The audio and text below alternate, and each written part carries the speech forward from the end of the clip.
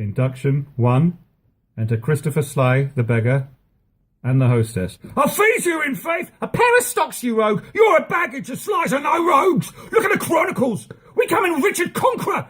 Therefore, Paucus Palabris, let the world slide, says sir. You will not pay for the glasses you have burst. No, not a denier. Go by St. Jeronimy. Go to thy cold bed and warm thee. I know my remedy. I must go fetch the head borough. Well, third or fourth or fifth borough. I'll answer him by law. I'll not budge an inch, boy. Let him come and kindly. He falls asleep. Horns sound. Enter a lord from hunting with his train. Huntsman, I charge thee, tender well, my hounds. Hey, breathe, merriment. Oh, the poor carries embossed. And couple chowder with the deep-mouthed brack. Thoughst thou not, boy, how Silver made it good at the hedge corner in the coldest fault? I would not lose the dog for £20. A white bellman is as good as he, my lord. He cried upon it at the merest loss, and twice a day picked out the dullest scent. Trust me, I take him for the better dog. Thou art a fool. If Echo were as fleet, I would esteem him worth a dozen such, but sup them well, and look unto them all. Tomorrow I intend to hunt again. I will, my lord. Seeing Sly. What's here? One dead or drunk? Oh. See, doth he breathe? Second huntsman. He breathes, my lord. Were he not warmed with ale, this were a bed but cold to sleep so soundly. Oh, monstrous beast. How like a swine he lies. Grim death. How foul and loathsome is thine image. So, I will practice on this drunken man. What think you if he were conveyed to bed, wrapped in sweet clothes, rings put upon his fingers, a most delicious banquet by his bed, and brave attendants near him when he wakes? Would not the beggar then forget himself? Believe me, lord, I think he cannot choose. It would seem strange unto him when he waked, even as a flattering dream or worthless fancy. Then take him up, and manage well the jest. Carry him gently to my fairest chamber, and hang it round with all my wanton pictures. Balm his foul head in warm distilled waters, and burn sweet wood to make the lodging sweet. Procure me music ready when he wakes, to make a dulcet and a heavenly sound, and if he chance to speak, be ready straight, and with a low submissive reverence say, What is it your honour will command? Let one attend him with a silver basin full of rose-water and bestrewed with flowers. Another bear the ewer, the third a diaper, and say, Will please your lordship cool your hands? Someone be ready with a costly suit, and ask him what apparel he will wear. Another tell him of his hounds and horse, and that his lady mourns at his disease. Persuade him that he hath been lunatic, and when he says he is, say that he dreams, for he is nothing but a mighty lord. This do, and do it kindly, gentle sirs. It will be pastime passing excellent, if it be husbanded with modesty. My lord, I warrant you we will play our part, and he shall think by our true diligence he is no less than what we say he is. Well, take him up gently, and to bed with him, and each one to his office when he wakes. Serving men carry Sly out. Trumpets sound. Sirrah, go see what trumpet 'tis that sounds. Enter a serving man. Exit, rather. Belike some noble gentleman that means travelling some journey to repose him here. Enter a serving man. How now, who is it? And please your honour, players that offer service to your lordship. Well, bid them come near. Now, fellows, you are welcome. Players. We thank your honour. Do you intend to stay with me tonight? So please your lordship to accept our duty? With all my heart. This fellow, I remember, since once he played a farmer's eldest son. 'Twas where you wooed the gentleman, so well, I forgot your name, but sure that part was aptly fitted and naturally performed.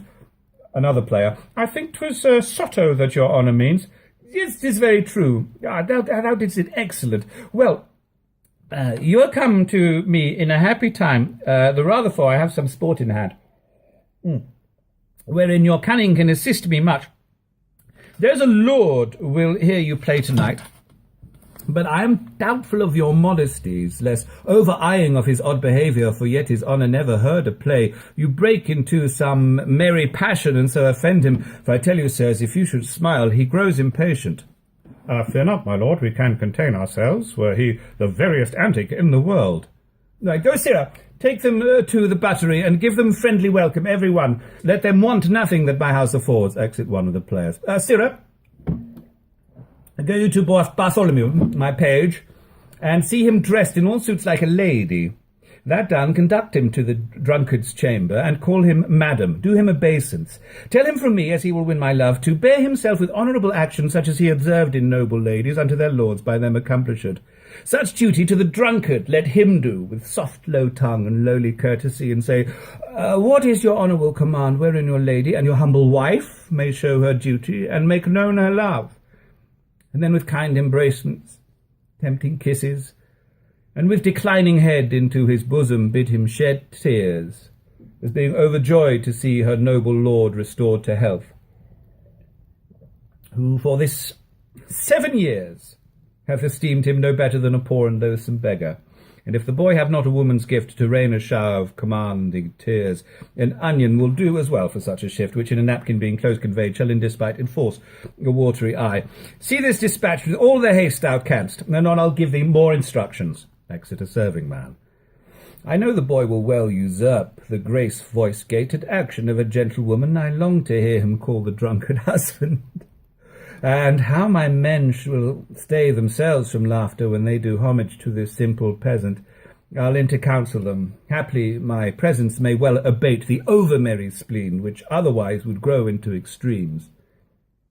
Induction 2. Enter aloft Sly, the drunkard, with attendants, some with apparel, basin, and ewer, and other appurtenances, and lord. Oh, for God's sake! A pot of small ale! Will please your lordship drink a cup of sack? Will please your honour taste of these conserves? What raiment will your honour wear today? I am Christopher Sly. Call me not honour or lordship.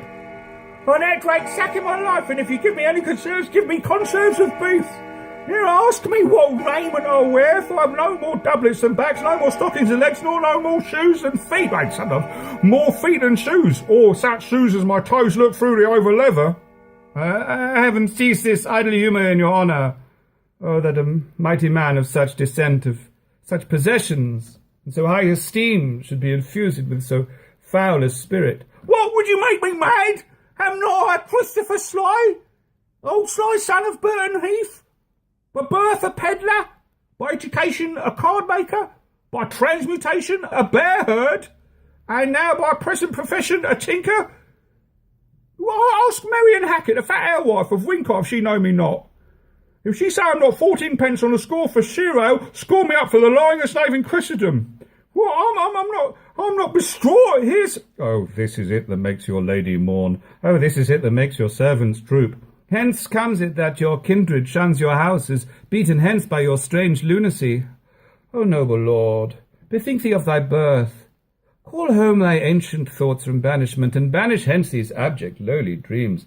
Look how thy servants do attend on thee, each in his office, ready at thy beck. Wilt thou have music?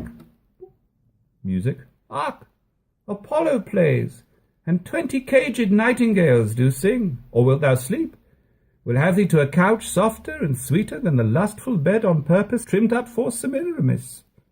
Say thou wilt walk, we will bestrew the ground. Or wilt thou ride, thy horses shall be trapped, their harness studded all with gold and pearl. Dost thou love hawking? Thou hast hawks will soar above the morning lark. Or wilt thou hunt? Thy hounds shall make the welkin answer them, and fetch shrill echoes from the hollow earth. Say thou wilt course, thy greyhounds are as swift as breathed stags, aye, fleeter than the roe. Dost thou love pictures? We will fetch thee straight Adonis, painted by a running brook, and Cytherea, all in sedges hid, which seem to move, and wanton with her breath, even as the waving sedges play with the wind. I will show thee Io, as she was a maid, and how she was beguiled and surprised, as lively painted as the deed was done. Or Daphne, roaming through a thorny wood, scratching her legs, that one shall swear she bleeds, and at that sight shall sad Apollo weep, so workmanly the blood and tears are drawn. Thou art a lord, and nothing but a lord. Thou hast a lady far more beautiful than any woman in this waning age, and till the tears that she hath shed for thee, like envious floods, o'errun her lovely face, she was the fairest creature in the world, and yet she is inferior to none. Am I a lord? Have I such a lady? Or do I dream, or have I dreamed till now? I do not sleep. I see, I hear, I speak. I smell sweet savours, and I feel soft things. Upon my life, I am a lord indeed, and not a tinker, not Christopher Sly. Well, bring our lady hither to our sight, and once again a pile of smallest ale. I will please your mightiness to wash your hands. Oh, how we joy to see your wit restored. Oh, that once more you knew but what you are. These 15 years you have been in a dream, or when you waked, so waked as if you slept. These 15 years? By my faith, a goodly nap. But did I never speak of all that time? Oh, yes, my lord, but very idle words, for though you lay here in this goodly chamber, yet would you say you were beaten out of door, and rail upon the hostess of the house, and say you would present her at the leet because she brought some jugs and no-sealed quarts, or sometimes you'd call out for Cicely Hackett, the woman's maid of the house. Why, sir, you know no house, nor no such maid, nor no such men as you have reckoned up, as Stephen Sly, and old John Naps of Greet, and Peter Turf, and Henry Pimpernel, and 20 more such names and men as those which never were, nor no man ever saw. Oh, well now, Lord, be thanked for my good amends. All, Amen. I thank thee. I shall not lose by it. Enter Bartholomew the page, as lady with attendants. How fares my noble lord? Marry, I fare well, but here is cheer enough. Where's my wife? Here, noble lord. What is thy will with her? Are you my wife? You will not call me husband, my men shall call me lord. I am your goodman. My husband and my lord and husband. I am your wife, in all obedience. Yeah, I know it well. What must I call her? Madam. What, Alice, madam, or Joan, madam? Madam, and nothing else. So do lords call ladies. Madam wife, they say that I have dreamt and slept above some 15 year or more. Aye, and the time seems 30 unto me, being all this time abandoned from your bed. Well, 'tis much. Servants, leave me and her alone. Excellent lord and attendants. Madam, undress you and come now to bed. Thrice noble lord, let me entreat of you to pardon me yet for a night or two, or if not, until the sun be set. For your physicians have expressly charged in peril to incur your former malady, that I should yet absent me from your bed. I hope this reason stands for my excuse. I will stay inside. I may hardly tarry so long. But I would be loath to fall into my dreams again. I will therefore tarry in despite of the flesh and the blood. Enter a messenger. Your honours players, hearing your amendment to come to play a pleasant comedy. For so your doctors hold it very meet, seeing too much sadness hath congealed your blood, and melancholy is the nurse of frenzy. Therefore they thought it good you hear a play, and frame your mind to mirth and merriment, which bars 1,000 harms and lengthens life. Oh, marry, I will let them play it. Is not a commentary a Christmas gamble or a tumbling trick? No, my good lord, it is more pleasing stuff. What, household stuff? It is a kind of history. Oh, well, we'll see it. Come, madam wife, sit by my side, and let the world slip. We shall ne'er be younger.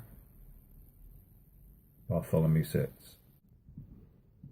Act 1, Scene 1. Flourish. Enter Lucentio and his man, Tranio. Tranio, since for the great desire I had to see fair Padua, nursery of arts, I'm arrived for fruitful Lombardy, the pleasant garden of great Italy, and by my father's love and leave am armed with his good will and thy good company, my trusty servant, well approved in all. Here let us breathe, and haply institute a course of learning and ingenious studies. Pisa, renowned for grave citizens, gave me my being, and my father first, a merchant of great traffic through the world, Vincentio, come of the Bentivogli.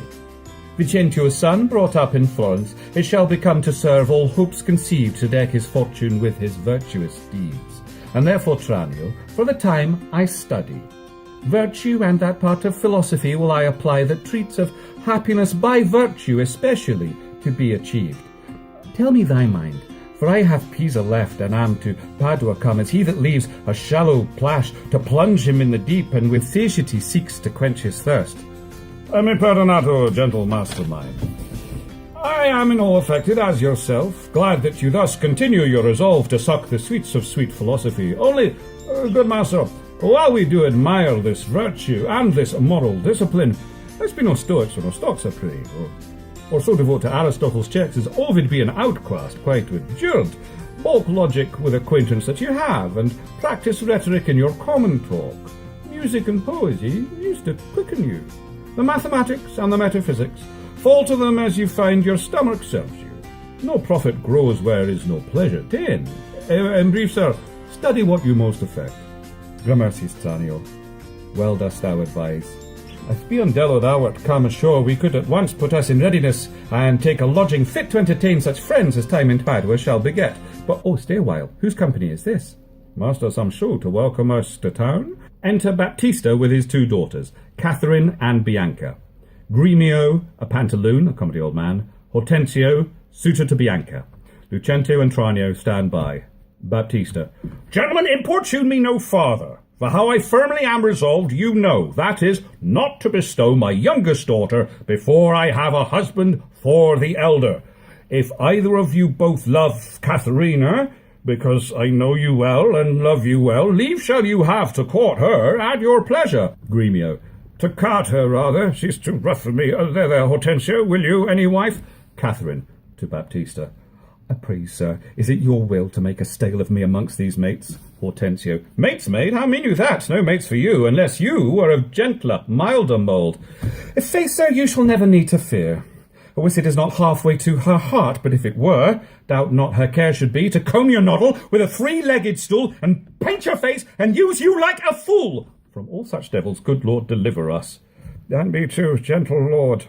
Tranio, aside to Lucentio. Master, here's some good pastime toward. That wench is stark, mad, or wonderful froward.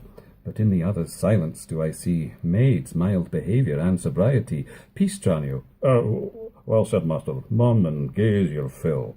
Gentlemen, that I may soon make good what I have said. Bianca, get you in, and let it not displease thee, good Bianca, for I will love thee ne'ertheless, my girl. A petty Pete, it is best. I'll put finger in the eye. And she knew why. Sister, content you in my discontent. Sir, to your pleasure humbly I subscribe. My books and instruments shall be my company. On them to look and practise by myself. Hark, Tranio. Thou mayst hear Minerva speak. Signor Baptista, will you be so strange? Sorry am I that our goodwill affects Bianca's grief. Why will you mew her up, Signor Baptista, for this fiend of hell, and make her bear the penance of her tongue? A gentleman contenti. I am resolved. Go in, Bianca. Exit Bianca. And for I know she taketh most delight in music, instruments, and poetry, schoolmasters will I keep within my house, fit to instruct her youth. If you, Hortensio, or Senior Gremio, you know any such, prefer them hither. For to cunning men I will be very kind, and liberal to mine own children in good bringing up. And so, farewell. Katharina, you may stay, for I have more to commune with Bianca. Exit. Why, and I trust I may go too, may I not? What shall I be appointed hours, as though belike I know not what to take and what to leave? Ha! Exit. You may go to the devil's dam. Your gifts are so good here as none will hold you. Their love is not so great, Hortensio, but we may blow our nails together and fast it fairly out. Cakes dough on both sides. Well, farewell. Yet for the love I bear my sweet Bianca, if I can by any means light on a fit man to teach her that wherein she delights, I will wish him to her father. So will I, Signor Gremio, but, a word, I pray. Though the nature of our quarrel yet never brooked Powell, and know now, upon advice, it toucheth us both, that we may yet again have access to our fair mistress, and be happy rivals in Bianca's love, to labour and effect one thing specially. What's that, I pray? Marries her to get a husband for her sister. A husband? A devil? I say a husband. Well, I say a devil. Think'st thou, Hortensio, though her father be very rich, any man is so very a fool to be married to hell? Tush, Gremio, though it pass your patience and mine to endure her loud alarms, why, man, there be good fellows in the world, and a man could light on them, would take her with all her faults and money enough. Well, I cannot tell, but I had as lief take her dowry with this condition, to be whipped at the high cross every morning. Faith, as you say, there's small choice in rotten apples. But come, since this bar-in-law makes us friends, it shall be so far forth friendly maintained, till by helping Baptista's eldest daughter to a husband, we set his youngest free for a husband, and then have to it afresh. Ah, sweet Bianca, happy man be his dole. He that runs fastest gets the ring. How say you, Signor Gremio? Well, I am agreed, and would I had given him the best horse in Padua to begin his wooing, that would thoroughly woo her, wed her, and bed her, and rid the house of her. Come on. Exeunt Hortensio and Gremio. Tranio and Lucentio remain. Now, pray, sir, tell me, is it possible that love should of a sudden take such hold?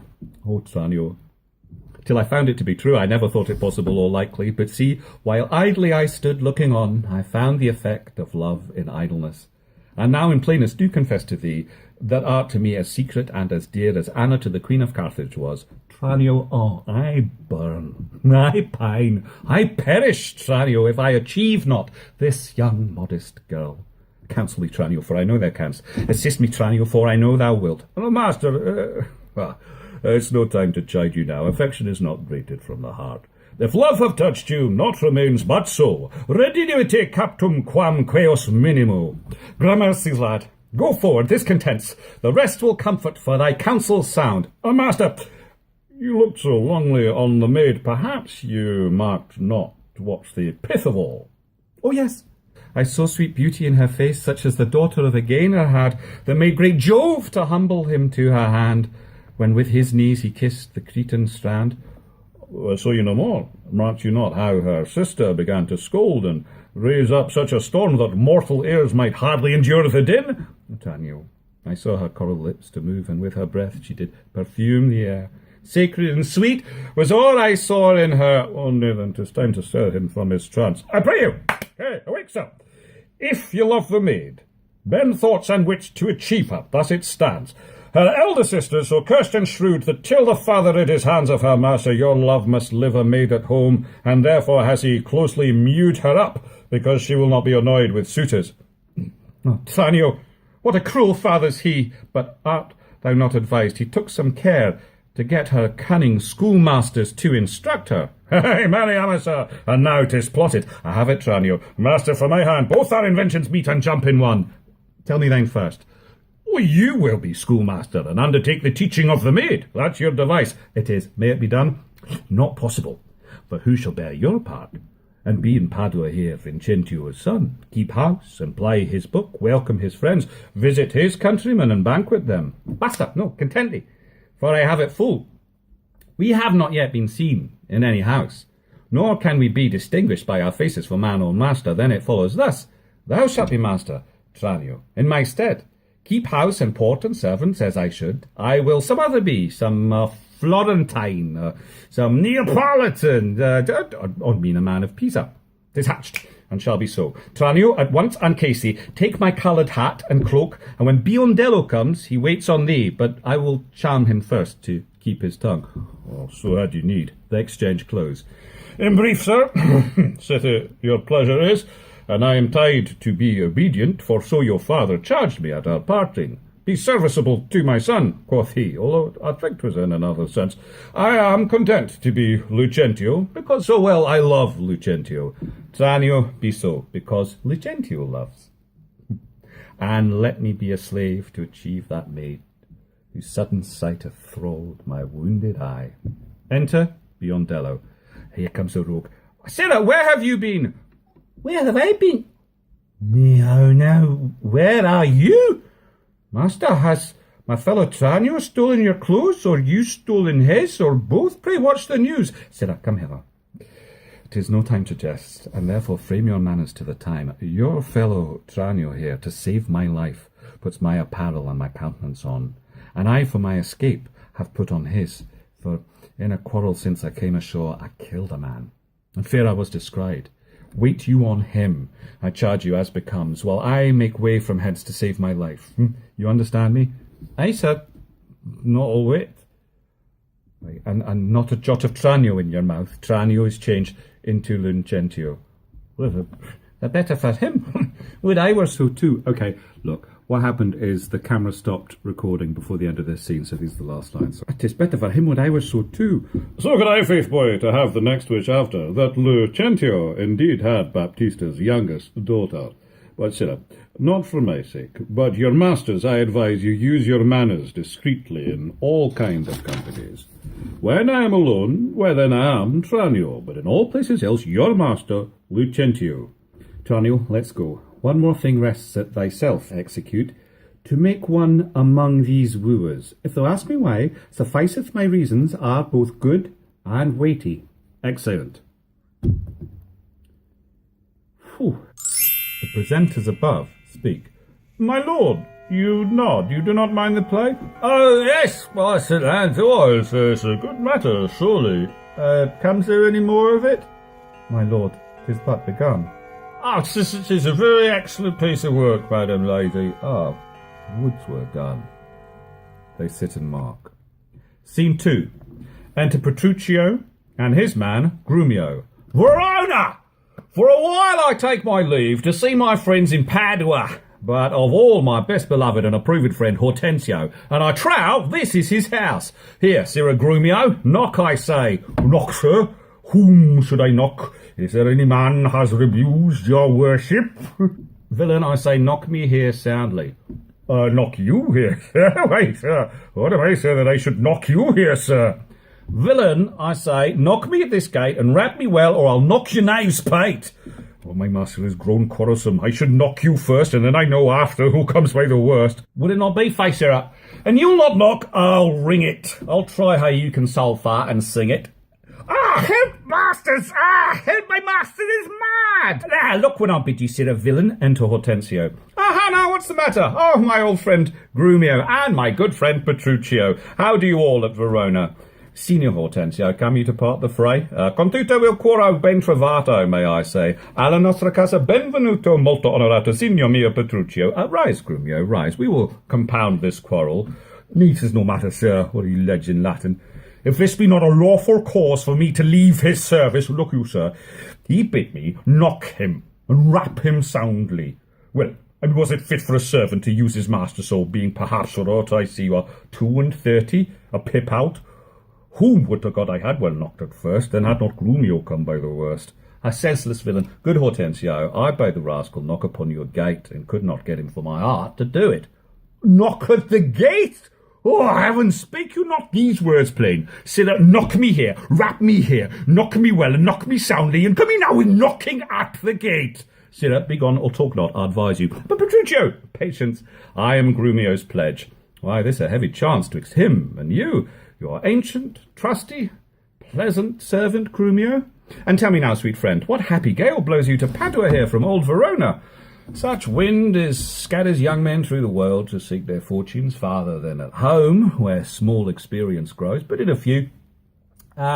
Signor Hortensio, thus it stands with me. Antonio, my father, is deceased, and I have thrust myself into this maze, happily to wive and thrive as best I may. Crowns in my purse I have, and goods at home, and so I'm come abroad to see the world.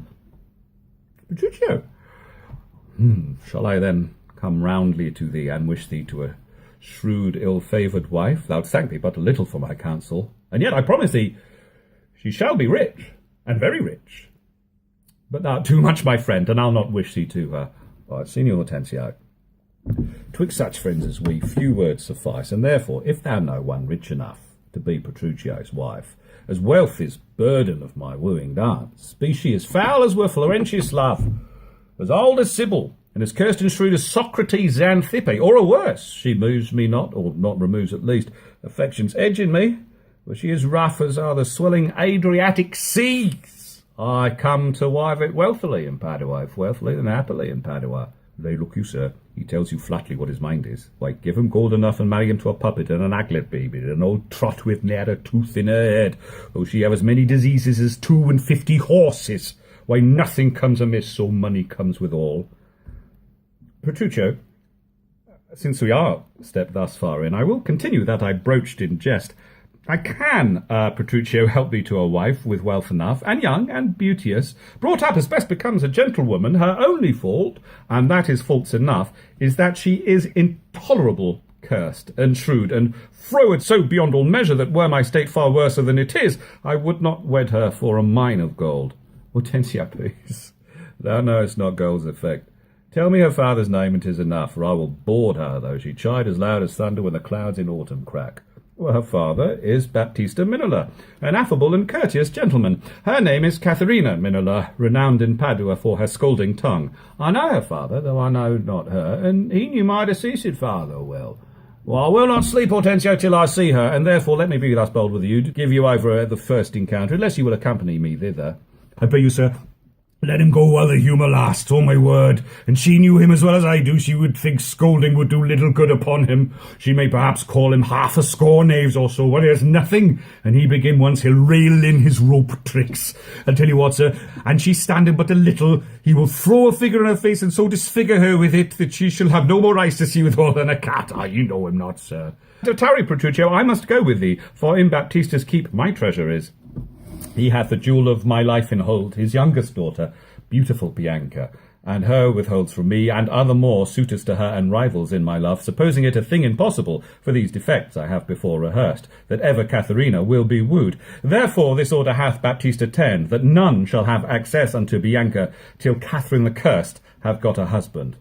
Catherine the Cursed, a title for a maid of all titles the worst.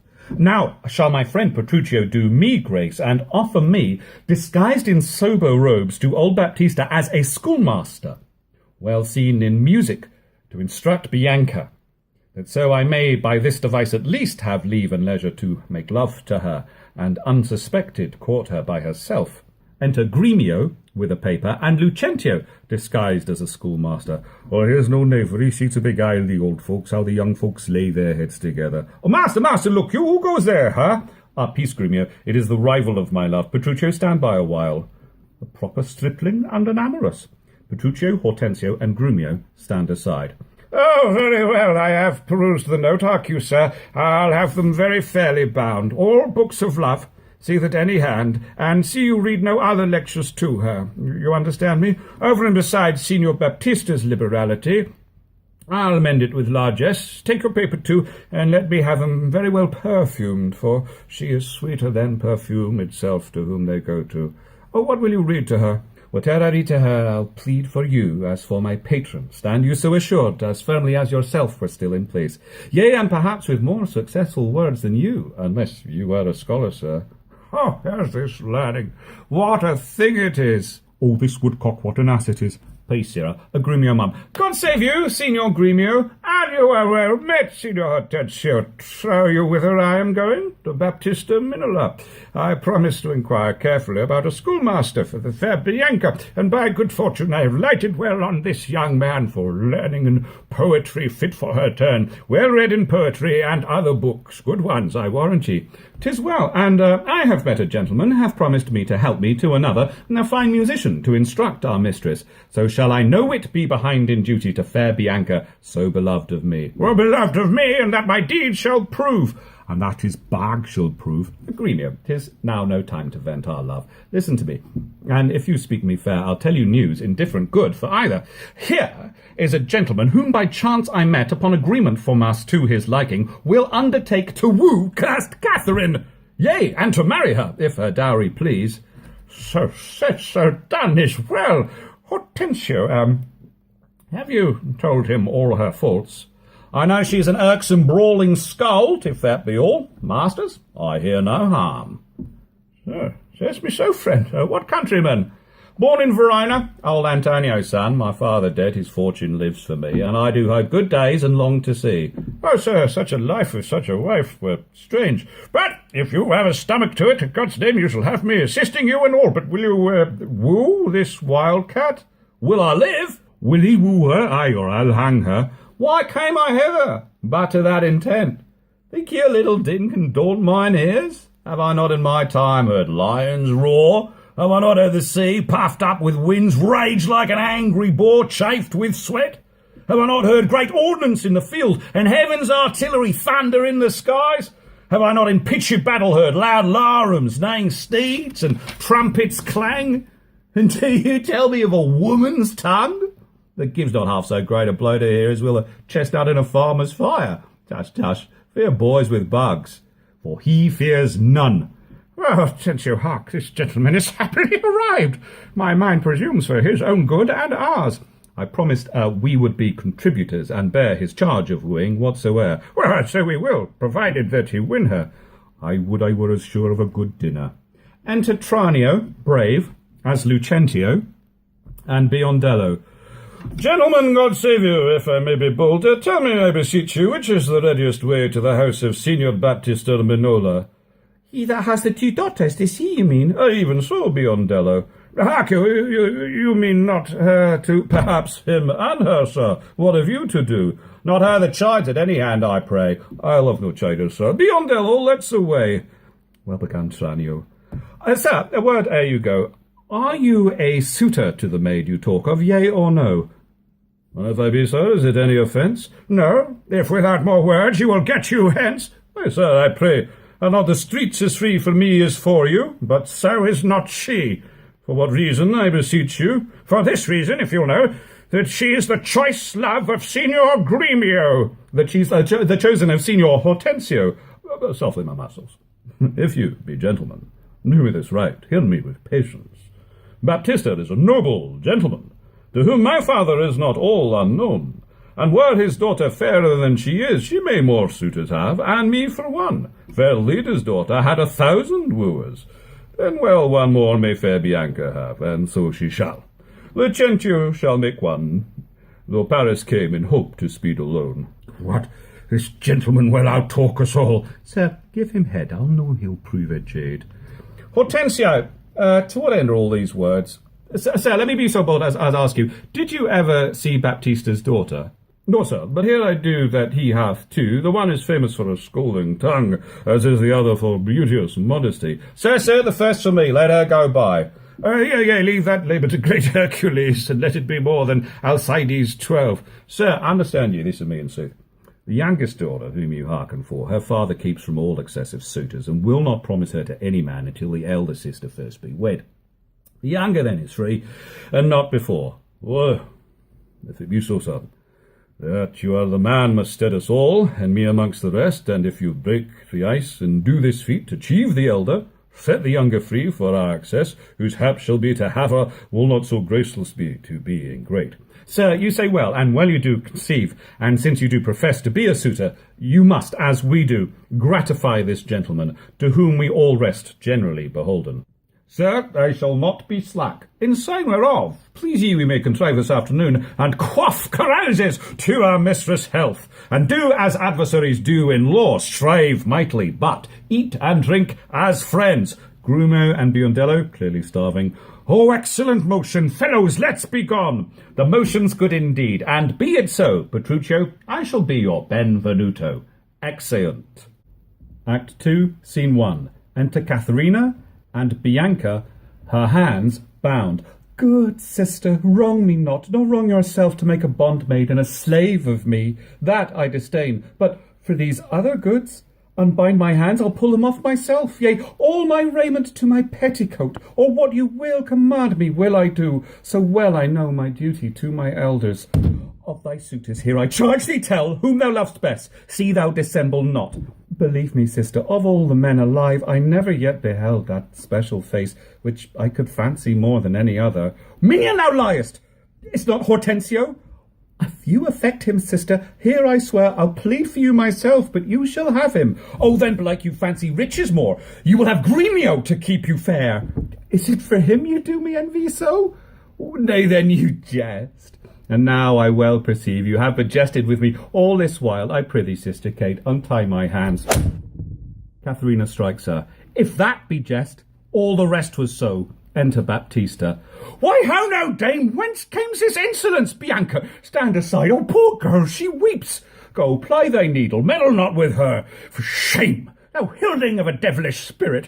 Why dost thou wrong her that did ne'er wrong thee? When did she cross thee with a bitter word? Her silence flouts me. and I'll be revenged. She flies after Bianca. What? In my sight? Bianca, get thee in. Exit Bianca. What, will you not suffer me? Nay, now I see. She is your treasure. She must have a husband. I must dance barefoot on her wedding day, and for your love to her, lead apes in hell. Talk not to me. I will go sit and weep, till I can find occasion of revenge. Exit. Oh, was ever gentleman as grieved as I. But who comes here? Enter Gremio, Lucentio as a schoolmaster in the habit of a mean man, Petruchio with Hortensio disguised as a musician, Tranio as Lucentio with Biondello his boy, bearing a lute and books. Good morrow, neighbour Baptista. Good morrow, neighbour Gremio. God save you, gentlemen. And you, good sir, pray, have you not a daughter called Catherine, fair and virtuous? I have a daughter, sir, called Katharina. Oh, you are too blunt. Go to it orderly. Are you wrong, me, Senior Gremio? Give me leave. I am a gentleman of Verona, sir, that hearing of her beauty and her wit, her affability and bashful modesty, her wondrous qualities and mild behaviour, and bold to show myself a forward guest within your house to make mine eye the witness of that report which I so oft have heard. And for an entrance to my entertainment, I do present you with a man of mine, presenting Hortensio, cunning in music and the mathematics, to instruct her fully in those sciences, whereof I know she is not ignorant, except of him, or else you do me wrong. His name is Licio, born in Mantua. Oh, you're welcome, sir, and he for your good sake, but for my daughter, Catherine, this I know, she is not for your turn, the more my grief. I see you do not mean to part with her, or else you like not of my company. Oh, no, mistake me not, I speak but as I find. Well, whence are you, sir? What may I call your name? Petruchio is my name, Antonio's son, a man well known throughout all Italy. I know him well. You're welcome for his sake. Saving or tell Petruchio, I pray, let us that our poor petitioner speak too. Bectari, you are marvellous forward. Pardon me, Signor Gremio, I would fain be doing. I doubt it not, sir, but you will curse your wooing. To Baptista, neighbour, this is a gift very grateful, I am sure of it, to express the like kindness myself that have been more kindly beholden to you than any, freely give unto you this young scholar, presenting Lucentio, that hath been long studying at Rheims, as cunning in Greek, Latin, and other languages, as the other in music and mathematics. His name is Cambio, pray accept his service. Oh, 1,000 thanks, Signor Gremio. Welcome, good Cambio, to Tranio. But, gentle sir, methinks you walk like a stranger. May I be so bold to know the cause of your coming? Pardon me, sir, the boldness is mine own, that, being a stranger in this city here, do make myself a suitor to your daughter, unto Bianca, fair and virtuous. Nor is your firm resolve unknown to me in the preferment of the eldest sister. This liberty is all that I request, that upon knowledge of my parentage I may have welcome mongst the rest that woo, and free access in favour as the rest. And toward the education of your daughters, I here bestow a simple instrument and this small packet of Greek and Latin books. If you accept them, then their worth is great. Lucentio is your name, of whence, I pray? Of Pisa, sir, son to Vincentio. Oh, a mighty man of Pisa, by report. I know him well. You're very welcome, sir. To Hortensio, take you the lute. To Lucentio, and you the set of books. You shall go see your pupils presently. Hollo, then! Enter a servant. Sirrah, lead these gentlemen to my daughters, and tell them both these are their tutors. Bid them use them well. Exit servant with Lucentio and Hortensio, Biondello following. To Petruchio. We will go walk a little in the orchard, and then to dinner. You're passing welcome. And so I pray you all to think yourselves. Signor Baptista, my business asketh haste, and every day I cannot come to woo. You knew my father well, and in him me, left solely heir to all his lands and goods, which I have bettered rather than decreased. Then tell me, if I get your daughter's love, what dowry shall I have with her to wife? Oh, after my death, 1/2 of my lands, and in possession 20,000 crowns. And for that dowry I'll assure her of her widowhood, be it that she survive me in all my lands and leases whatsoever. Let specialties be therefore drawn between us, the covenants may be kept on either hand. Why, when the special thing is well obtained, well, that is her love, for that is all in all. Why, that's nothing, for I tell you, father, I am as peremptory as she proud binded. And where two raging fires meet together, they do consume the thing that feeds their fury. Oh, a little fire grows great with little wind, yet extreme gusts will blow out fire and all. So I to her, and so she yields to me, for I am rough, and woo not like a babe. Well mayest thou woo, and happy be thy speed, but be thou armed for some unhappy words. Oh, to the proof, as mountains are for winds, that shake not though they blow perpetually. Enter Hortensio, with his head broke. Oh, no, my friend, why dost thou look so pale? For fear, I promise you, if I look pale. What, will my daughter prove a good musician? I think she'll sooner prove a soldier. Iron may hold with her, but never lutes. Why then thou canst not break her to the lute? Why no, for she hath broke the lute to me. I did but tell her she mistook her frets, and bowed her hand to teach her fingering, when with a most impatient devilish spirit, "Frets call you these?" quoth she. "I'll fume with them." And with that word she struck me on the head, and through the instrument my pate made way. And there I stood, amazed, for a while, as on a pillory, looking through the lute, while she did call me rascal, fiddler, and twangling jack, with 20 such vile terms as had she studied to misuse me so. Now, by the world, it is a lusty wench. I love her 10 times more than e'er I did. Oh, how I long to have some chat with her. Well, go with me now, and be not so discomforted. Proceed in practice with my younger daughter. She's apt to learn, and thankful for good turns. Signor Petruchio, will you go with us? Or shall I send my daughter Kate to you? I pray you do. Accent all but Petruchio. I'll attend her here, and woo her with some spirit when she comes. Say that she rail, well then I'll tell her plain she sings as sweetly as a nightingale. Say that she frown, I'll say she looks as clear as morning roses newly washed with dew.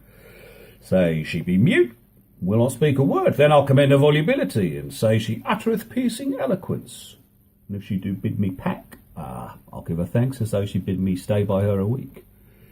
If she denied a wed, I'll crave the day when I shall ask the banns, and when be married. But here she comes, and now, Petruchio, speak. Good morrow, cat. That's your name, I hear. Well, have you heard but something hard of hearing? They call me Catherine, that do talk of me. But you lie, faith. For you are called plain cat, and body cat, and sometimes cat the cursed, but cat the prettiest cat in Christendom, cat of cat hall, my super dainty cat, for dainties are all cats, and therefore cat. But take this of me, cat of my consolation, hearing thy mildness praised in every town, thy virtues spoke of, and thy beauty sounded, yet not so deeply as to thee belongs, myself am moved to woo thee for my wife. Moved? Oh, good time, let him that moved you hither remove you hence. I knew at the first you were immovable. Why, what's immovable? A joint stool. Thou hast hit it. Come, sit on me. Asses are made to bear, and so are you. Women are made to bear, and so are you. Well, no such jade as you with me, you mean. Alas, good Kate, I will not burden thee, for knowing thee to be but young and light. Well, too light for such a swain as you to catch, and yet as heavy as my weight should buzz, well ta'en, and like a buzzard. Oh, slow-winged turtle, shall a buzzard take thee? I for a turtle, as he takes a buzzard. Come, you wasp, if faith you are too angry. If I be waspish, best beware my sting. My remedy is then to pluck it out. Ay, if the fool could find it where it lies, who knows not where a wasp does wear his sting? In his tail, in his tongue. Whose tongue? Yours, if you talk of tails, and so farewell. What, with my tongue in your tail? Nay, come again. Good Kate, I'm a gentleman. Well, that I'll try. She strikes him. I swear I'll cuff you if you strike again. So may you lose your arms. If you strike me, you are no gentleman. And if no gentleman, why then no arms. A herald, Kate. Put me in thy books. What's your crest? A coxcomb? A combless cock? So Kate will be my hen. No cock of mine. You crow too like a craven. Nay, come, Kate, come. You must not look so sour. It is my fashion when I see a crab. Well, here's no crab, and therefore look not sour. Well, there is. Well, all right, then show it me. Had I a glass, I would. What do you mean, my face? Well aimed of such a young one. Now, by St. George, I am too young for you. Yet you are withered. 'Tis with cares. I care not. Now, ye, Kate, and sooth, escape not so. I'll chase you if I tarry. Let me go. No, not a whit. I find you passing gentle.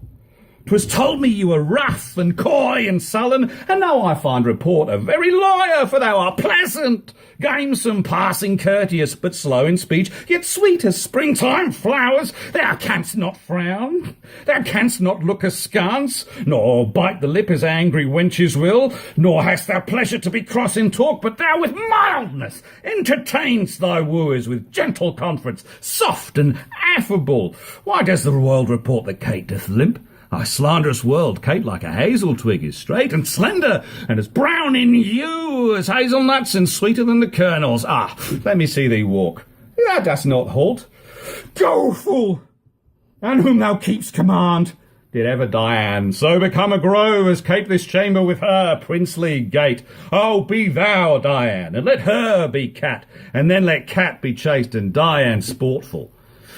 Where did you study all this goodly speech? 'Tis extempore from Mother Wit. A witty mother, witness else her son. Am I not wise? Yes, keep you warm. Well, marry so I mean, sweet Catherine, in thy bed. And therefore, setting all this chat aside, thus in plain terms, your father hath consented that you shall be my wife, your dowry agreed on, and willy-nilly I will marry you. Now, Kate, I am a husband for your turn, for by this light whereby I see thy beauty, that doth make me like thee well, thou must be married to no man but me. Enter Baptista, Gremio, and Tranio as Lucentio. For I am here born to tame you, cat, and bring you from a wild cat to a cat comfortable as other household cats. Here comes your father. Never make denial, I must and will have Catherine to my wife. Now, Signor Petruccio, how speed you with my daughter? How but well, sir, how but well. It were impossible I should speed amiss. Why? Oh no, daughter Catherine, in your dumps. Call you me daughter? Now I promised you have showed me a tender fatherly regard to wish me wed to one half lunatic, a madcap ruffian and a swearing jack that thinks with oaths to face the matter out. Father, 'tis thus yourself and all the world that talked of her have talked amiss of her. If she be cursed, it is for policy, for she's not froward, but modest as the dove. She's not hot, but temperate as the morn. For patience she will prove a second Grisel and Roman Lucrece for her chastity. And to conclude, we've agreed so well together that upon Sunday is the wedding day. I'll see thee hanged on Sunday first. Petruchio, she says she'll see thee hanged first. Is this your speeding? Nay, then, good night our part. Be patient, gentlemen. I'd choose her for myself, if she and I be pleased. What's that to you? 'Tis bargain, twixt us twain, being alone, that she shall still be cursed in company. I tell you, 'tis incredible to believe how much she loves me. Oh, the kindest cat. She hung about my neck, and kiss on kiss she vied so fast, protesting oath on oath that in a twink she won me to her love. You novices. 'Tis a world to see how tame, when men and women are alone, a meacock wretch can make the cursedest shrew. Give me thy hand, cat. I will unto Venice to buy apparel against the wedding day. Provide the feast, father, and hold the guests. I will be sure my Catherine shall be fine. I know not what to say, but give me your hands. God send you joy, Petruccio. 'Tis a match. Gremio and Tranio, amen say we will be witnesses. Father and wife and gentlemen, adieu. I will to Venice, Sunday comes apace. We will have rings and things and fine array, and kiss me, cat, we will be married a Sunday. Exeunt Petruccio and Catherine, severally. Was ever match clapped up so suddenly? Faith. Oh, gentlemen, now I play a merchant's part and venture madly on a desperate mart. 'Twas a commodity lay flitting by you. 'Twill bring you gain, or perish on the seas. Again I seek his quiet in the match. No doubt, but ye have got a quiet catch. Baptista, to your younger daughter. Now is the day we long have looked for. I am your neighbour, and was suitor first. And I am one that loves Bianca more than words can witness, or your thoughts can guess.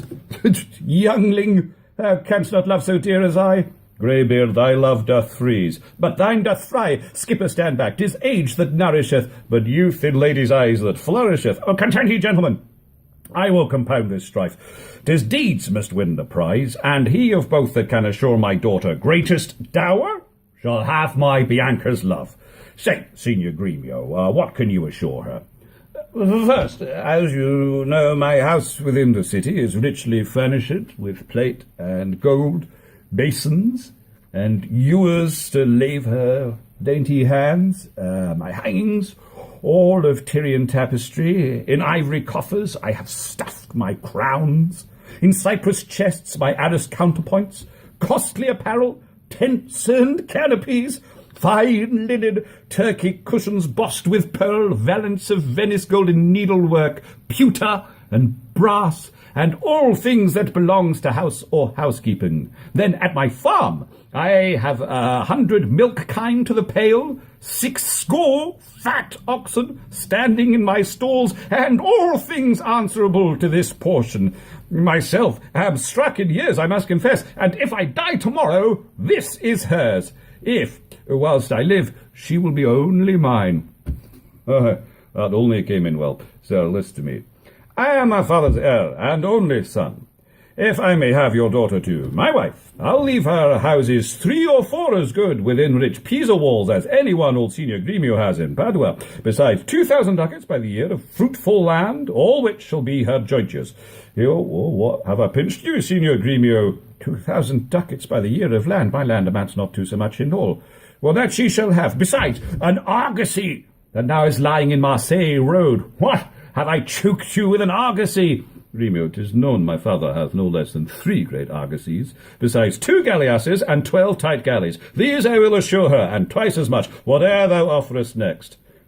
Well, nay, I have offered all. I have no more.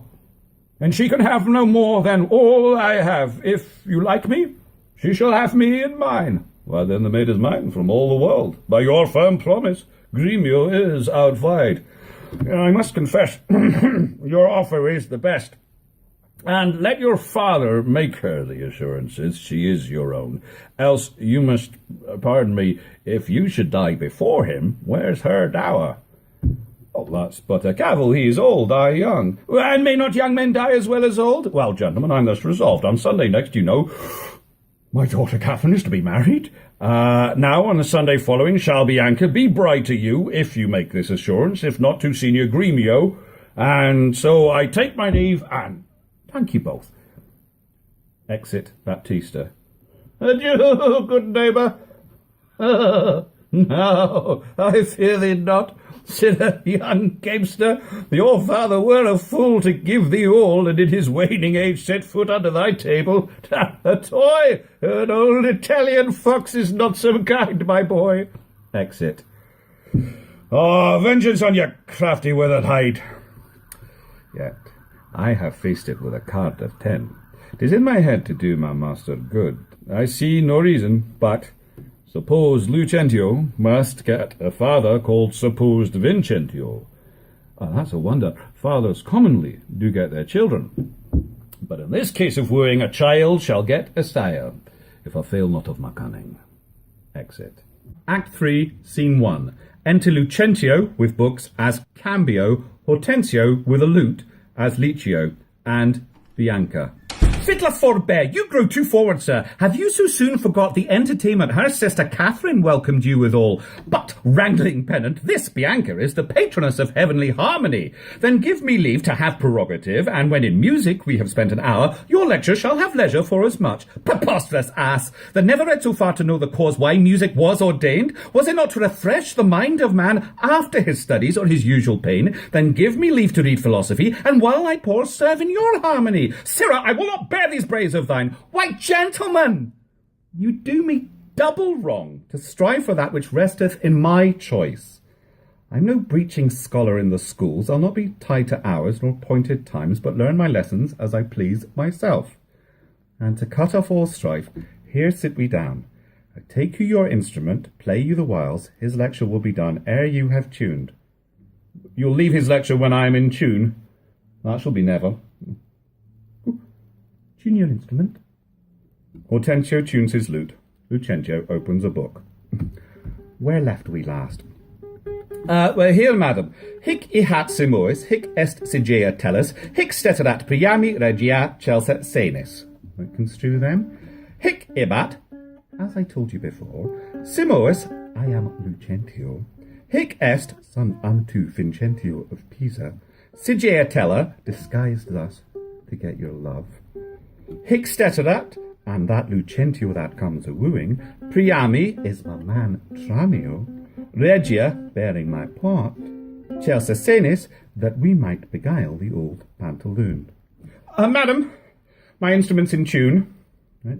Well, that's here. Oh, fie, the treble jars. Spin the whole man and tune again. Hortensio tunes his lute again. And now, let me see if I can construe it. Hic ehat simois. I know you not. Hic est sagea tellus. I trust you not. Hic ceterat priami. Take heed he hear us not. Regia. Presume not. Chelsea senis. Despair not. Madam, 'tis now in tune. All but the bass. The bass is right. 'Tis the bass knave that jars. How fiery and forward our pedant is. Now for my life, the knave doth court my love. Pedescule, I'll watch you better yet. In time I may believe, yet I mistrust. Mistrust it not, for sure Aesades was Ajax, called so from his grandfather. Well, I must believe my master, else I promise you I should be arguing still upon that doubt. But let it rest. Now, Licio, to you. Good master, take it not unkindly, pray, that I have been thus pleasant with you both. You may go walk, and give me leave a while. My lessons make no music in 3 parts. Are you so formal, sir? Well, I must wait. And watch withal, for but I be deceived, our fine musician groweth amorous. Madam, before you touch the instrument to learn the order of my fingering, I must begin with rudiments of art to teach you gamut in a briefer sort, more pleasant, pithy, and effectual than hath been taught by any of my trade.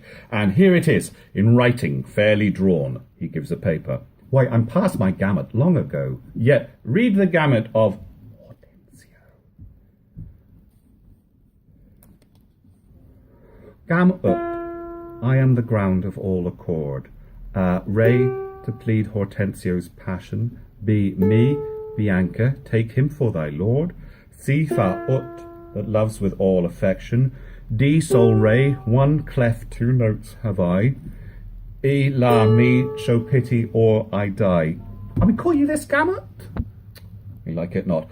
Old fashions please me best. I'm not so nice to change true rules for odd inventions. Enter a messenger. Mistress, your father prays you leave your books and help to dress your sister's chamber up. You know tomorrow is the wedding day. Farewell, sweet masters both, I must be gone. Faith, mistress, then I have no cause to stay. Exeunt Bianca, messenger, and Lucentio. But I have cause to pry into this pedant. Methinks he looks as though he were in love. Yet if thy thoughts, Bianca, be so humble to cast thy wandering eyes on every stale, what sees thee that list? If once I find thee ranging, Hortensio will be quit with thee by changing. Exit. Scene 2. Enter Baptista, Gremio, Tranio as Lucentio, Catherine, Bianca, and others, attendants. Signor Lucentio, this is the appointed day that Catherine and Petruchio should be married. And yet we hear not of our son-in-law. What will be said? What mockery will it be to want the bridegroom when the priest attends to speak the ceremonial rites of marriage? What says Lucentio to this shame of ours? Catherine, no shame but mine.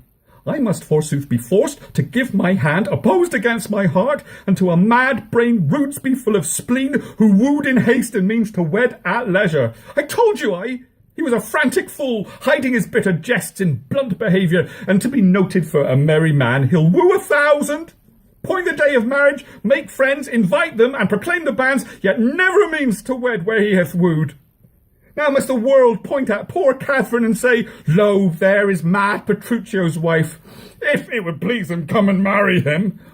Patience, good Catherine, and Baptista too, upon my life. Petruchio means but well. Whatever fortune stays him from his word, though he be blunt, I know him passing wise, though he be merry, yet withal he's honest. Would Catherine had never seen him, though. Exit, weeping. Go, girl, I cannot blame thee now to weep, for such an injury would vex a very saint, much more the shrew of thine patient humour. Enter Biondello. Master, news! Old news, and such news as you never heard of. Well, is it new and old too? How may that be? Why, is it not news to hear of Petruchio's coming?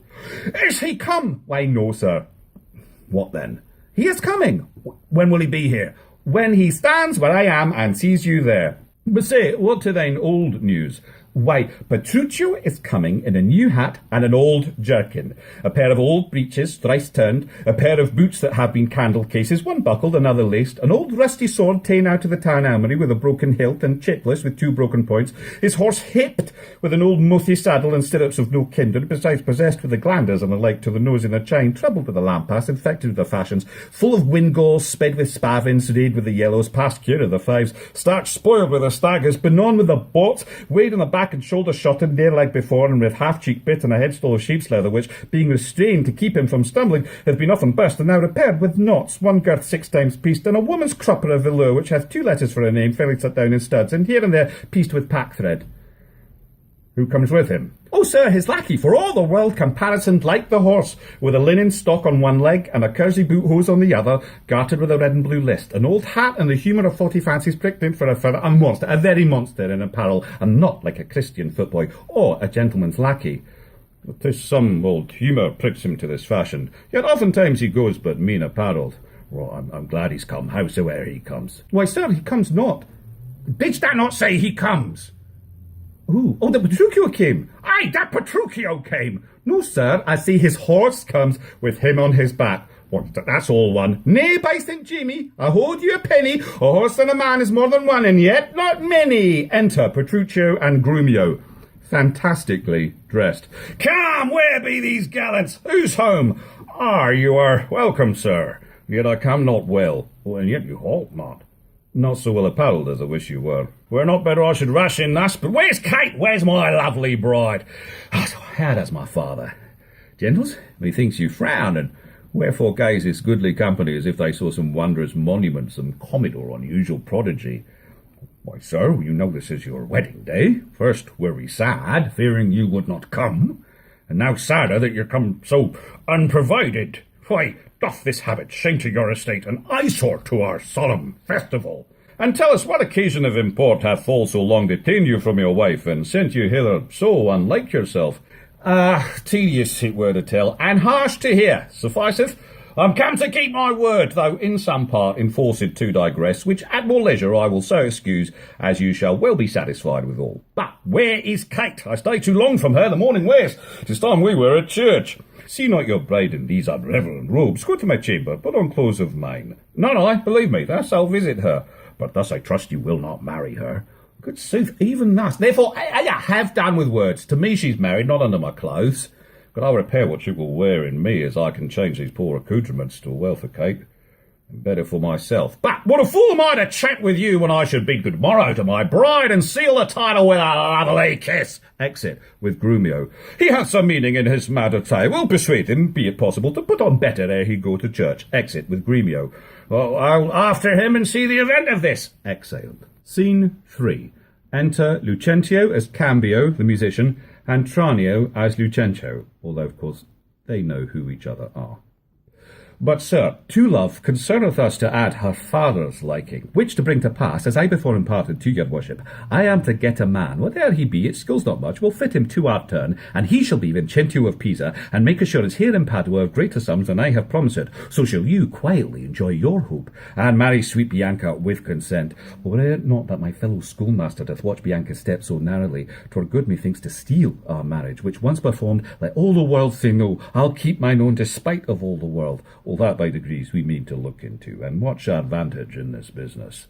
We'll overreach the grey-beard Gremio, the narrow-playing Father Minola, the quaint musician amorous Licio, all for my master's sake, Lucentio. Enter Gremio. Signor Gremio, came you from the church? As willingly as e'er I came from school. And is the bride and bridegroom coming home? A bridegroom, say you? 'Tis a groom, indeed, a grumbling groom, and that the girl shall find. Curster than she, why, 'tis impossible. Why, he's a devil, a very fiend. Why, she's a devil, the devil's dam. Cut! She is a lamb, or dove, a fool to him. I'll tell you, Sir Lucentio, when the priest should ask if Catherine should be his wife, "Ay, by Gog's wounds," quoth he, and swore so loud that all amazed the priest let fall the book. And, as he stooped again to take it up, this mad-brained bridegroom took him such a cuff that down fell priest and book and priest. "Now take them up," quoth he, "if any list." What said the vicar when he rose again? trembled and shook. For why, he stamped and swore as if the vicar meant to cozen him.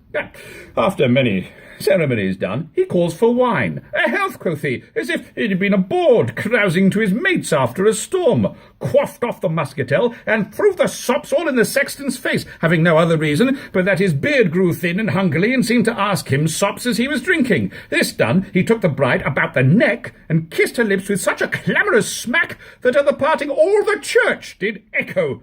And I, seeing this, came thence for very shame, and after me I know the rout is coming. Such a mad marriage never was before. Music plays. Hark! Hark! I hear the minstrels play. Enter Petruchio, Catherine, Bianca, Hortensio, as Licio, Baptista, Grumio, and others. Attendants. Gentlemen and friends, I thank you for your pains. I know you think to dine with me today, and have prepared great store of wedding cheer, but so it is my haste doth call me hence, and therefore here I mean to take my leave. It's possible you will away tonight. I must away today before night come. Now make it no wonder. If you knew my business, you would entreat me go rather than stay. And honest company, I thank you all that have beheld me give my way myself to this most patient, sweet, and virtuous wife. Dine with my father, drink a health to me, for I must hence, and farewell to you all. Alas, entreat you stay till after dinner. It may not be. Let me entreat you. It cannot be. Let me entreat you. I am content. Ha ha! Are you content to stay? No, I'm content you shall entreat me stay, but yet not stay. Entreat me how you can. Nay, if you love me, stay. Grow me out, my horse. I surely already the oats have eaten the horses. Nay then, do what thou canst. I will not go today. No, nor tomorrow. Not till I please myself. The door is open, sir. There lies your way. You may be jogging whilst your boots are green. For me, I'll not be gone till I please myself. 'Tis like you'll prove a jolly surly groom, then take it on you at the first so roundly. Okay, content thee. Brilliant. Be not angry. I will be angry. What hast thou to do? Father, be quiet. He shall stay my leisure. Merry sir, now it begins to work. Gentlemen, forward to the bridal dinner. I see a woman may be made a fool if she had not a spirit to resist. They shall go forward, Kate, at thy command. Obey the bride, you that attend on her. Go to the feast, revel and domineer, carouse full measure to her maidenhead, be mad and merry, or go hang yourselves. But for my bonny Kate, she must with me. Nay, look not big, nor stamp, nor stare, nor fret. I will be master of what is mine own. She is my goods, my chattel. She is my house, my household stuff, my field, my barn, my horse, my ox, my ass, my anything. And here she stands, touch her whoever dare. I'll bring mine action on the proudest he that stops my way in Padua. Grumio, draw forth thy weapon, we are beset with thieves. Rescue thy mistress if thou be a man. Bear not, sweet wench, they shall not touch thee, cat. I'll buckler thee against 1,000,000. Exeunt Petruchio, Catherine, and Grumio. Nay, let them go. A couple of quiet ones.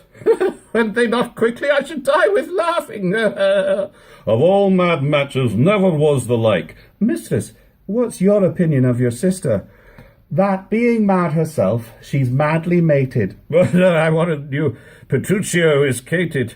Neighbours and friends, though bride and bridegroom wants for to supply the places at the table, you know there wants no junkets at the feast. Lucentio, you shall supply the bridegroom's place. Oh, and let Bianca take her sister's room. Oh, shall sweet Bianca practice how to bride it?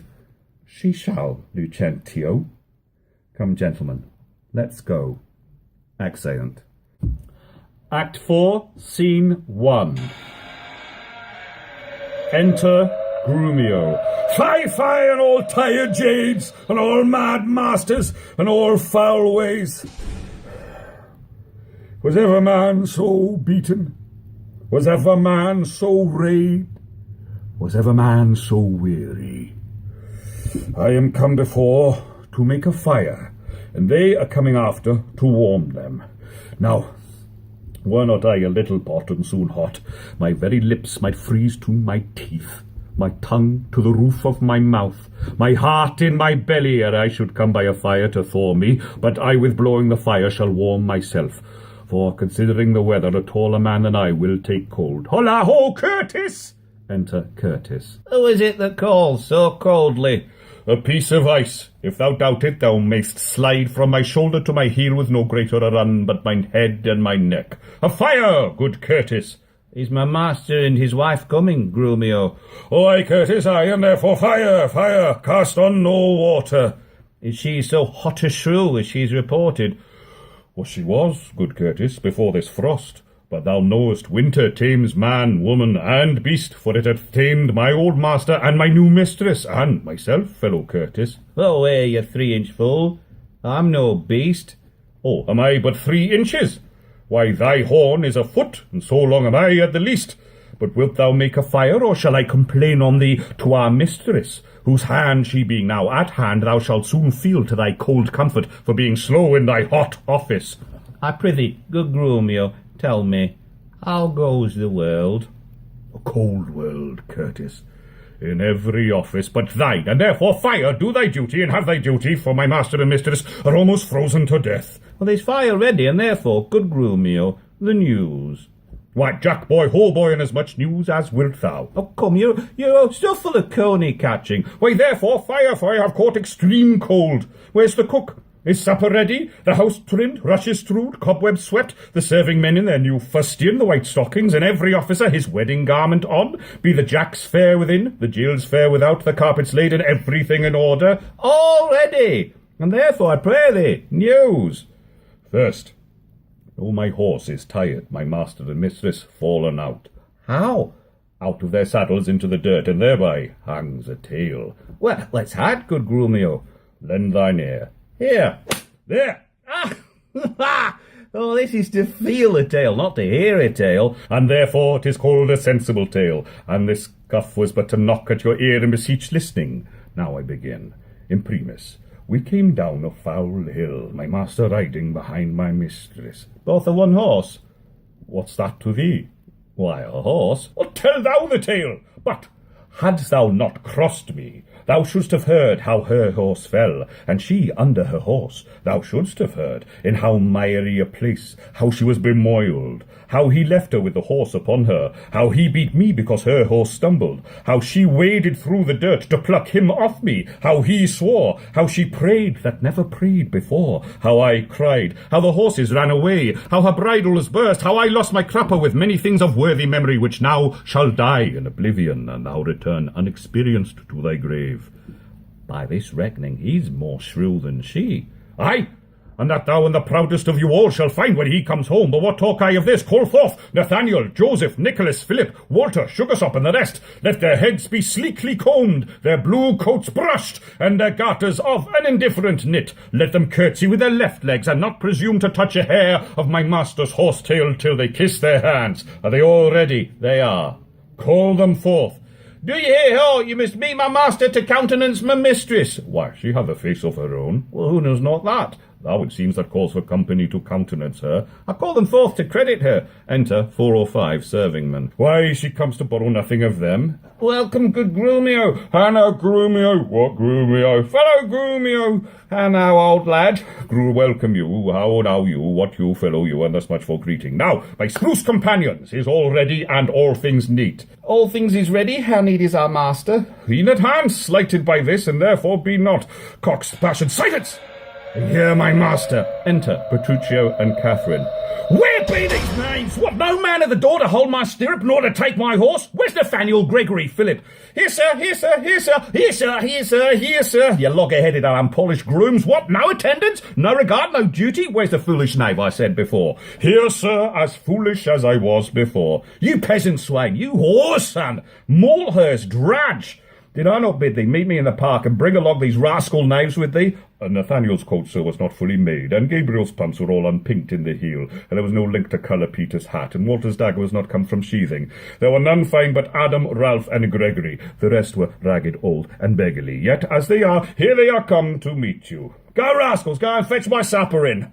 Exeunt servants. Where is the life that late I led?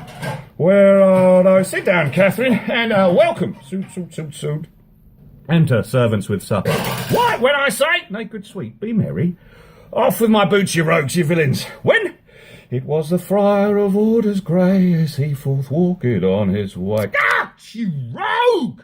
You plucked my foot awry. Take that. And me the plucking of the other. Be merry, Kate. Some water here. What ho? Enter one with water. Where's my spaniel Troilus? Sirrah, get you hence, and bid my cousin Ferdinand come hither. One, Kate, that you must kiss and be acquainted with. Where are my slippers? Shall I have some water? Come, Kate, and wash and welcome heart. Horse and villain! Will you let it fall? Catherine, patience, I pray you. 'Twas a fault unwilling, a horse and beetle-headed, flop-eared knave. Come, Kate, sit you down. I know you have a stomach.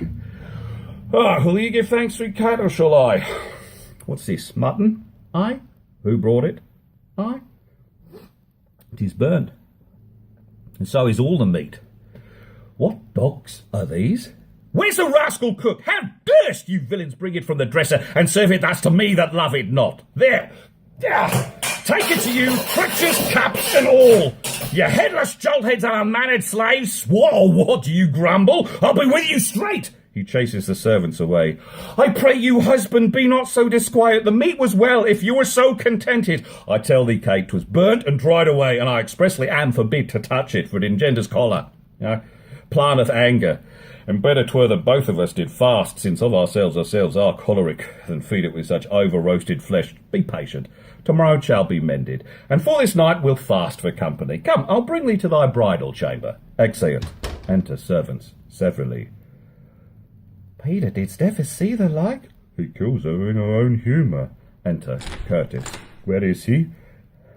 In her chamber, making a sermon of continency to her, and rails and swears and rates that she, poor soul, knows not which way to stand, to look, to speak, and sits as one new risen from a dream. Away, if he's coming hither. Exeunt. Enter Petruchio. Thus have I politically begun my reign, and 'tis my hope to end successfully. My falcon now is sharp and passing empty until she stoop. She must not be full gorged, for then she never looks upon her lure. Another way I have to man my haggard, to make her come and know her keeper's call, that is to watch her, as we watch these kites that bait and beat and will not be obedient. She ate no meat today, nor none shall eat. Last night she slept not, nor tonight she shall.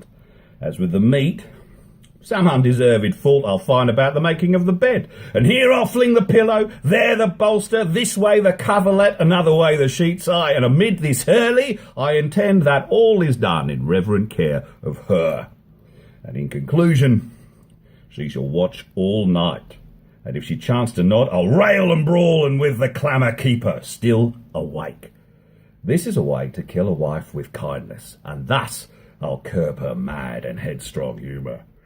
He that better knows how to tame a shrew. Now let him speak. 'Tis charity to show. Exit. Scene 2.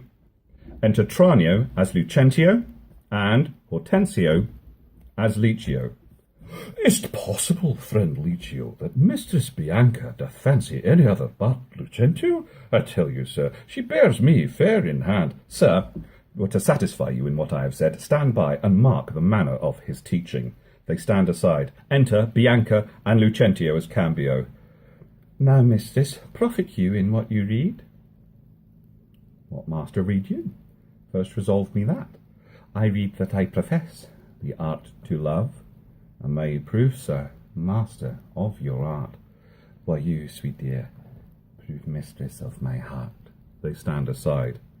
Quick proceeders, marry. Now tell me, I pray, you that durst swear that your mistress Bianca loved none in the world so well as Lucentio. Oh, despiteful love, unconstant womankind, I tell thee, Licio, this is wonderful. Mistake no more. I am not Licio, nor a musician, as I seem to be, but one that scorned to live in this disguise for such a one as leaves a gentleman and makes a god of such a cullion. Know, sir, that I am called Hortensio. Signor Hortensio, I have often heard of your entire affection to Bianca, and since mine eyes are witness of her likeness, I will, with you, if you be so contented, forswear Bianca and her love forever. See how they kiss and court. Signor Lucentio, here is my hand, and here I firmly vow never to woo her more, but do forswear her as one unworthy all the former favours that I have fondly flattered her withal. And here I take the like unfeigned oath, never to marry with her, though she would entreat. Fie on her! See how beastly she doth court him. Oh, will all the world but he had quite forsworn. For me, that I may surely keep mine oath, I will be married to a wealthy widow ere 3 days pass, which hath as long loved me as I have loved this proud, disdainful haggard. And so farewell, Signor Lucentio. Kindness in women, not their beauteous looks, shall win my love. And so I take my leave in resolution, as I swore before. Exit. Mistress Bianca, bless you with such grace as longeth to a lover's blessed case. They obtain you napping, gentle love, and have forsworn you with Hortensio. Tranio, you jest, but have you both forsworn me? Mistress, we have. Then we're rid of Licio. I' faith, he'll have a lusty widow now, that shall be wooed and wedded in a day. Oh, God give him joy. Ay, and he'll tame her. He says so, Tranio? Faith, he's gone unto the taming school. The taming school? What, is there such a place? Ay, mistress, and Petruchio is the master, that teacheth tricks 11 and 20 long to tame a shrew and charm her chattering tongue. Enter Biondello. Oh, master, I've watched so long that I'm dog-weary, but at last I spied an ancient angel coming down the hill, will serve the turn. What is he, Biondello? Master, a mercantanter, a pedant, I know not what, but formal in apparel, in gait and countenance, surely like a father. And what of him, Tranio? Well, if he be credulous and trust my tale, I'll make him glad to seem Vincentio, and give assurance to Baptista Manola, as if he were the right Vincentio. Take in your love, and then let me alone. Exeunt Lucentio and Bianca. Enter a pedant. God save you, sir. And you, sir, you are welcome. Travel you far on, or are you at the farthest? Sir, at the farthest for a week or two, but then up farther and as far as Rome, and so to Tripoli, if God lend me life. What countryman, I pray? Of Mantua. Of Mantua? Sir, marry, God forbid. And come to Padua, careless of your life? My life, sir? How, I pray, but that goes hard. 'Tis death for anyone in Mantua to come to Padua. Know you not the cause? Your ships are stayed at Venice, and the Duke, for private quarrel twixt your Duke and him, hath published and proclaimed it openly. 'Tis marvel, but you are but newly come. You might have heard it else proclaimed about. Alas, sir, it is worse for me than so, for I have bills for money by exchange from Florence, and must here deliver them. Well, sir, do you courtesy, this will I do, and this I will advise you. Paul, first, tell me, have you ever been at Pisa? I, sir, in Pisa have I often been, Pisa renowned for grave citizens. Among them, know you one Vincentio? I know him not, but I have heard of him, a merchant of incomparable wealth. He is my father, sir, and sooth to say, in countenance, somewhat doth resemble you, Biondello, as much as an apple doth an oyster, and all one.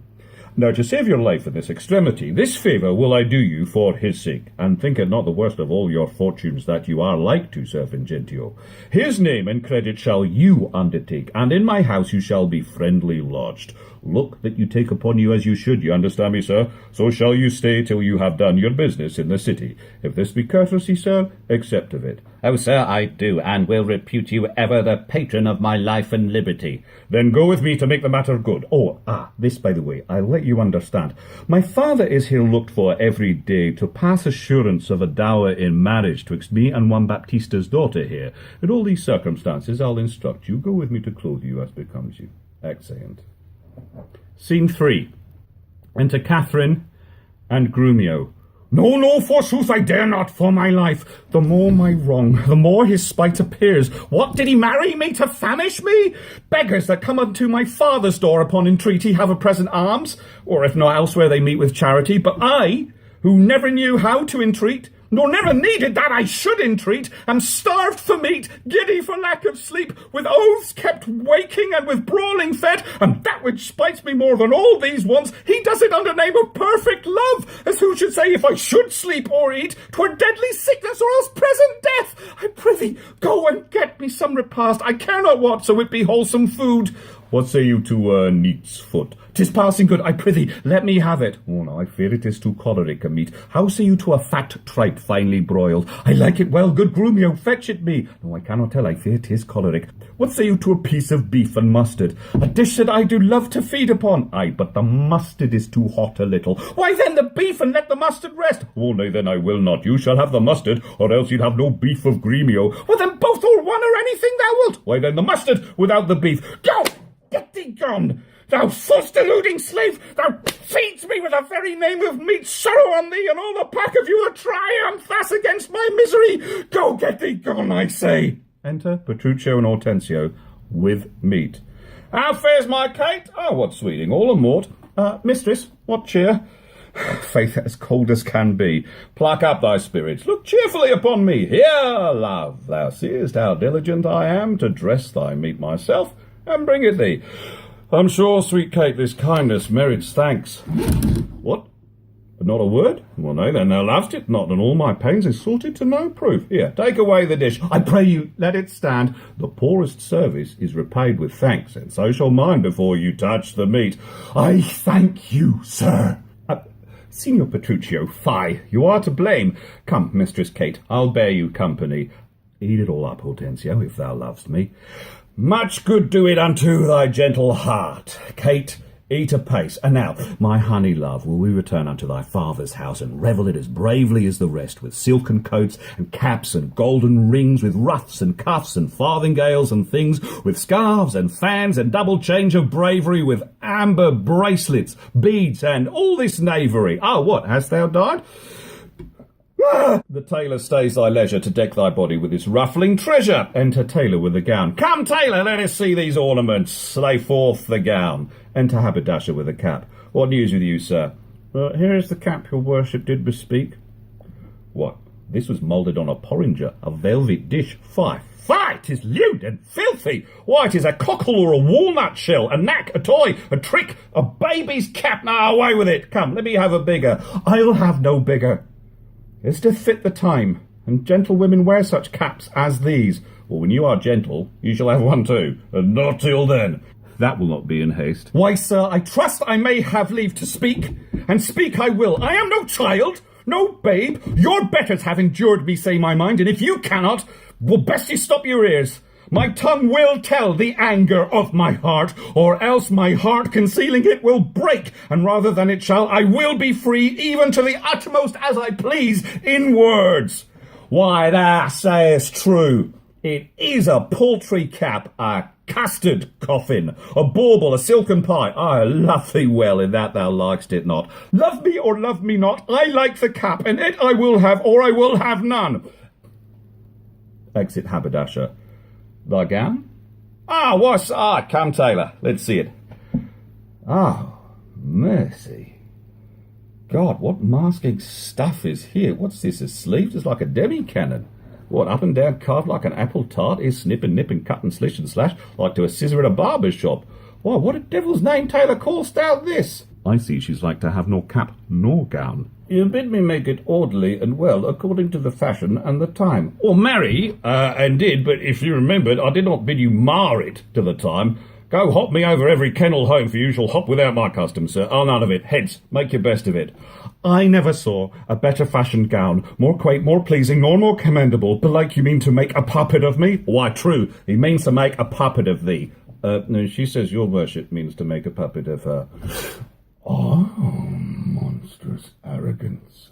Thou liest, thou thread, thou thimble, thou yard, three-quarter, half-yard, quarter nail, thou flea, thou nit, thou winter cricket, thou, braved in mine own house with a skein of thread?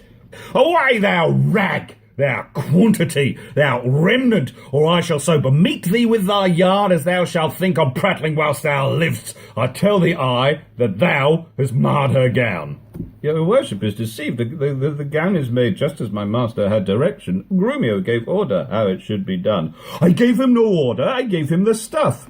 But how did you desire it should be made? Or marry so with needle and thread. But did you not request to have it cut? Thou hast faced many things. I have. Face not me. Thou hast braved many men, brave not me. I will neither be feast nor braved. I say unto thee, I bid thy master cut out the gown, but I did not bid him cut it to pieces, ergo thou liest. Well, here is the note of the fashion to testify. Read it. The note lies in his throat if you say I said so. Imprimis, a loose-bodied gown. Master, if ever I said loose-bodied gown, sew me in the skirts of it, and beat me to death with the bottom of a brown thread. I said a gown. Proceed. With a small compassed cape. I confess the cape. With a trunk sleeve. I confess 2 sleeves. With sleeves curiously cut. Aye, there's the villainy. Enter in the bill, sir. Enter in the bill. I command the sleeves should be cut out and sewed up again, and that I'll prove upon thee, though thy little finger be armed in a thimble. This is true that I say, and I had thee in place where thou shouldst know it. I am for thee straight. Take thou the bill. Give me the meat yard, and spare not me. God a mercy, Grumio, then he shall have no odds. Well, sir, in brief, the gown is not for me. Well, you are right, sir. It is for my mistress. Go, take it up into thy master's use. Oh, villain, not for thy life. Take up my mistress' gown for thy master's use. Why, sir, what's your conceit in this? Oh, sir, the conceit is deeper than you think for. Take up my mistress' gown for my master's use. Fie. Hortensio, say thou wouldst see the tailor paid. Go, take it hence, be gone, and say no more. Tailor, I'll pay thee for thy gown tomorrow. Take no unkindness of his hasty words. Away, I say. Commend thee to thy master. Well, come, my cat, we will unto your fathers even in these honest mean habiliments. Our purses shall be proud, our garments poor. For 'tis the mind that makes the body rich, and as the sun breaks through the darkest cloud, so honour peereth in the meanest habits. What? Is the jay more precious than the lark, because his feathers are more beautiful? Or is the adder better than the eel, because his painted skin contents the eye? Oh no, good Kate, neither art thou the worse for this poor furniture and mean array. If thou canst it shame, lay it on me, and therefore frolic. We will hence forthwith to feast and sport us at thy father's house. Go, call my men, and let us straight to him, and bring our horses unto Long Lane End. There we will mount, and thither walk on foot. Let's see, I think 'tis now some 7 o'clock. Well, we may come there by dinner time. I dare assure you, sir, 'tis almost 2, and 'twill be supper time ere you come there. It shall be 7 ere I go to horse. Look, what I speak, or do, or think to do, you're still crossing it. Oh, sirs, let alone. I will not go today, and ere I do, it shall be what o'clock I say it is. Why, so this gallant will command the sun. That was Hortensio. Excellent. Scene 4. Enter Tranio as Lucentio, and the pedant dressed like Vincentio, booted and bareheaded. Sir, this is the house. Please it you that I call? Aye, what else? And but I be deceived, Signor Baptista may remember me near 20 years ago in Genua. Well, we will lodgers at the Pegasus, 'tis well, and hold your own in any case with such austerity as longeth to her father. Enter Biondello. I warrant you. Oh, but sir, here comes your boy. To a good he was schooled. Fear you not him. Sir Biondello, now do your duty thoroughly, I advise you. Imagine 'twere the right Vincentio. Fear not me. But how's done they errand to Baptista? I told him that your father was at Venice, and that you looked for him this day in Padua. Giving money. Thou art a tall fellow. Hold thee that to drink. Here comes Baptista. Set your countenance, sir. Signor Baptista, you are happily met. Sir, this is the gentleman I told you of. Pray you stand good father to me now. Give me Bianca for my company. Soft son.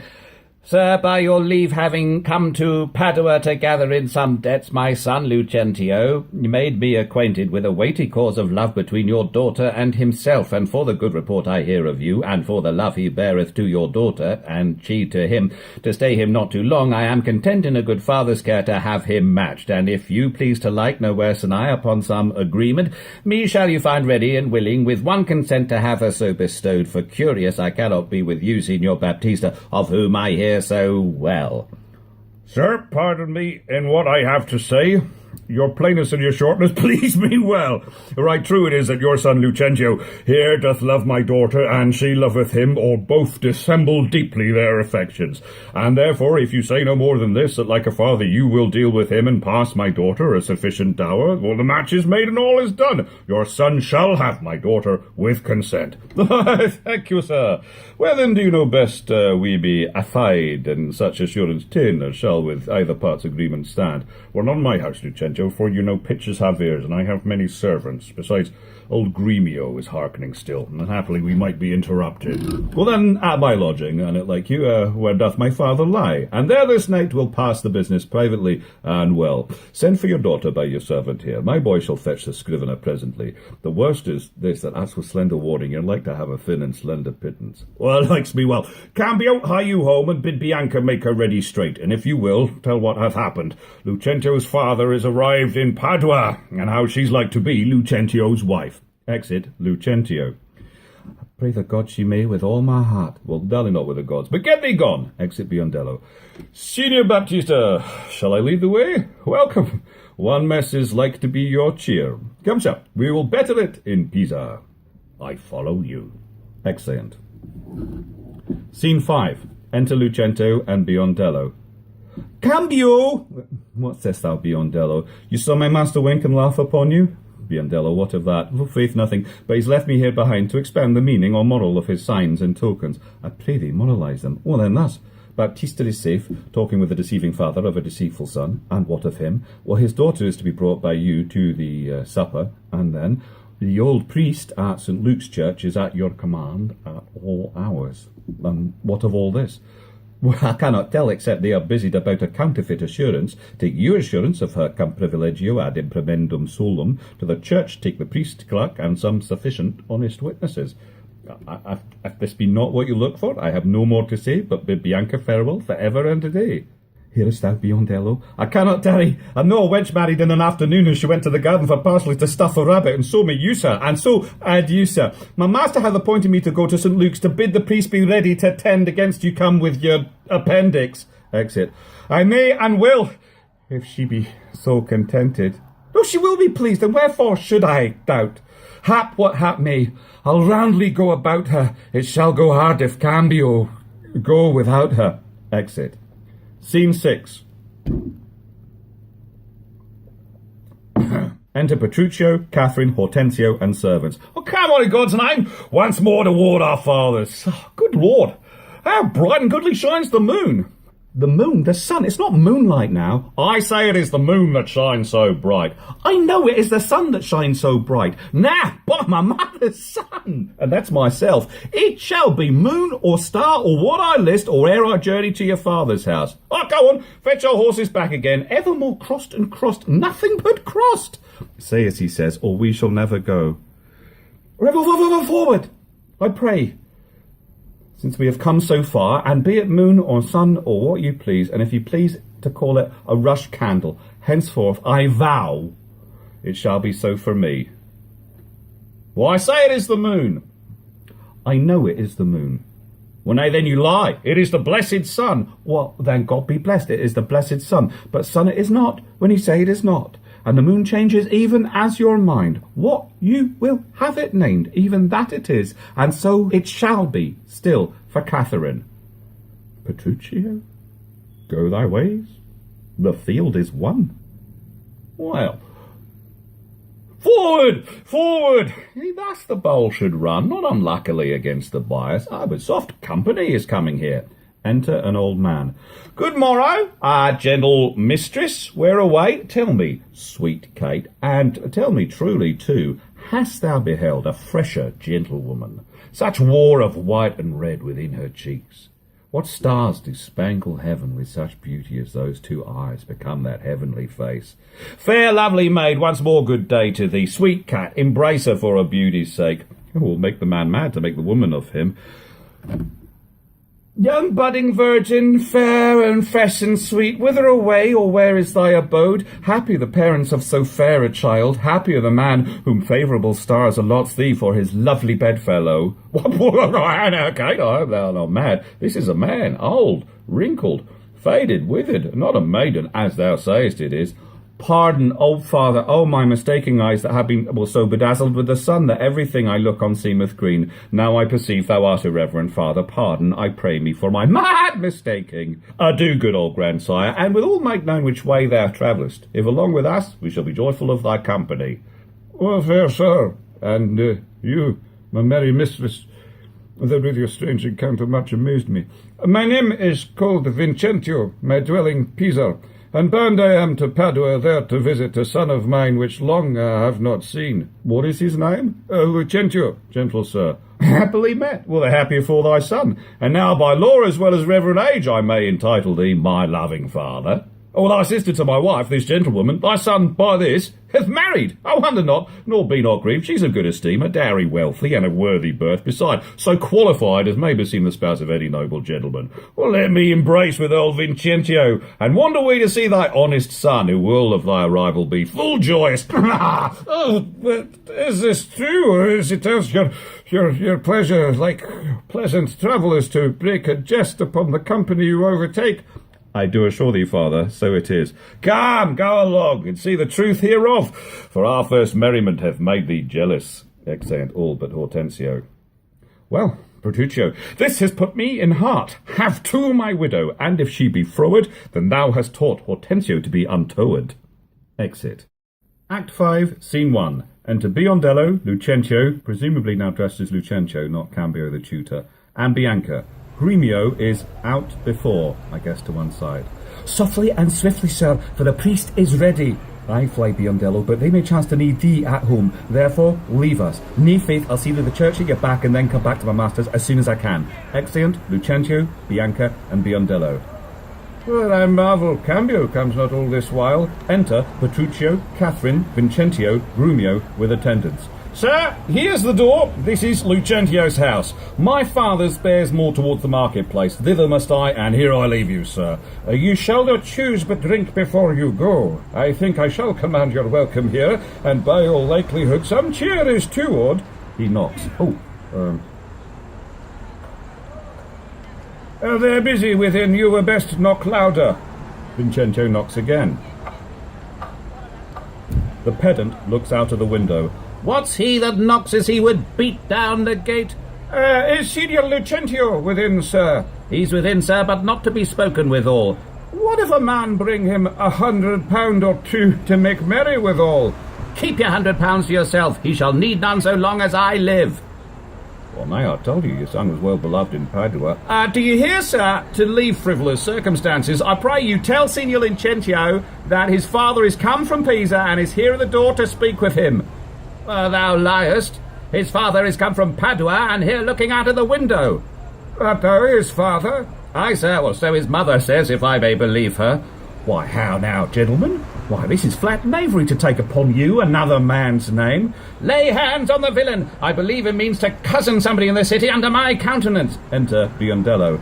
I have seen them in the church together. God send them good shipping. Oh, but who's here? Mine old master Vincentio. Now we are undone and brought to nothing. But come hither, Crackhemp. Well, I hope I may choose, sir. Come hither, you rogue. What? Have you forgot me? Forgot you? Oh, sir, I could not forget you, but I never saw you before in all my life.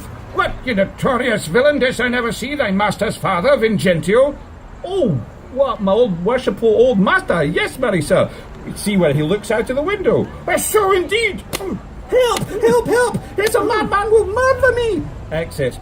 Help, son, help! Signor Baptista! Prithee, Kate, let's stand aside and see the end of this controversy. They stand aside. Enter pedant with servants, Baptista, Tranio as Lucentio. Sir, what are you that offer to beat my servant? What am I, sir? Nay, what are you, sir?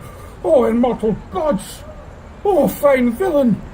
A silken doublet, a velvet hose, a scarlet cloak, and a cup and tink hat. Oh, I am undone, I am undone. While I play the good husband at home, my son and my servant spend all at the university. No, what's the matter? What is the man, lunatic? Sir, you seem a sober, ancient gentleman by your habit, but your words show you a madman.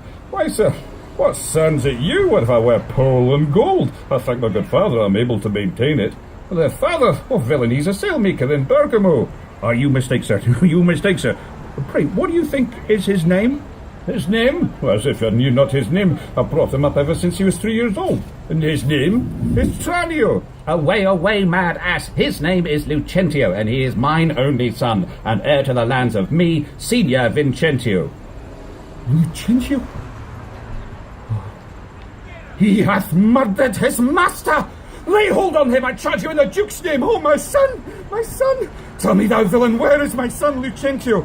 Call forth an officer. Enter an officer. Carry this mad knave to jail. Father Baptiste, I charge you see that he be forthcoming. Carry me to jail. Stay, officer. This is Gremio. He shall not go to prison. Talk not, Signor Gremio, I say, he shall go to prison. Take heed, Signor Baptista, lest you be coney catched in this business. I dare swear this is the right Vincentio. Pedant. Swear if thou darest. Well, nay, I dare not swear it. Then thou wert best say that I am not Lucentio. Oh, yes, I know thou to be Signor Lucentio. Away with the dotard. To the jail with him! Enter Biondello, Lucentio, and Bianca. The strangers may be hailed and abused, O monstrous villain! Oh, he is spoiled, and yonder he is. Deny him, forswear him, or else we're all undone. Exeunt Biondello, Tranio, and Pedant, as fast as may. Lucentio. Pardon me, sweet father. He kneels. Lives my sweet son. Pardon, dear father. How hast thou offended? Where's Lucentio? Here's Lucentio. Right son to the right Vincentio, that have by marriage made thy daughter mine, while counterfeit supposes bled thine eyne. Here's packing with witnesses to receive us all. Where is that damned villain Tranio that faced and braved me in this matter so? Why, tell me, is not this my Cambio? Cambio is changed into Lucentio. O love wrought these miracles. Bianca's love made me exchange my state with Tranio, while he did bear my countenance in the town, and happily I have arrived at the last unto the wished haven of my bliss. What Tranio did, myself enforced him to, then pardon him, sweet father, for my sake. I'll slit the villain's nose that would have sent me to the jail. But do you hear, sir? Have you married my daughter without asking my goodwill? Will not, Baptista, we will content you, go to, but I will aim to be revenged for this villainy. Exit. And I to sound the depth of this knavery. Exit. Look not pale, Bianca, thy father will not frown. Exeunt Lucentio and Bianca. Oh, my cake is dough, but I'll in among the rest, out of hope of all but my share of the feast. Exit. Catherine, coming forward. Well, husband, let's follow in to see the end of this ado. First, kiss me, kite, and we will. What, in the midst of the street? What, art thou ashamed of me? No, sir, God forbid, but ashamed to kiss. Why, then let's home again. Come, sirrah, let's away. Nay, I will give thee a kiss. Now pray thee, love, stay. They kiss.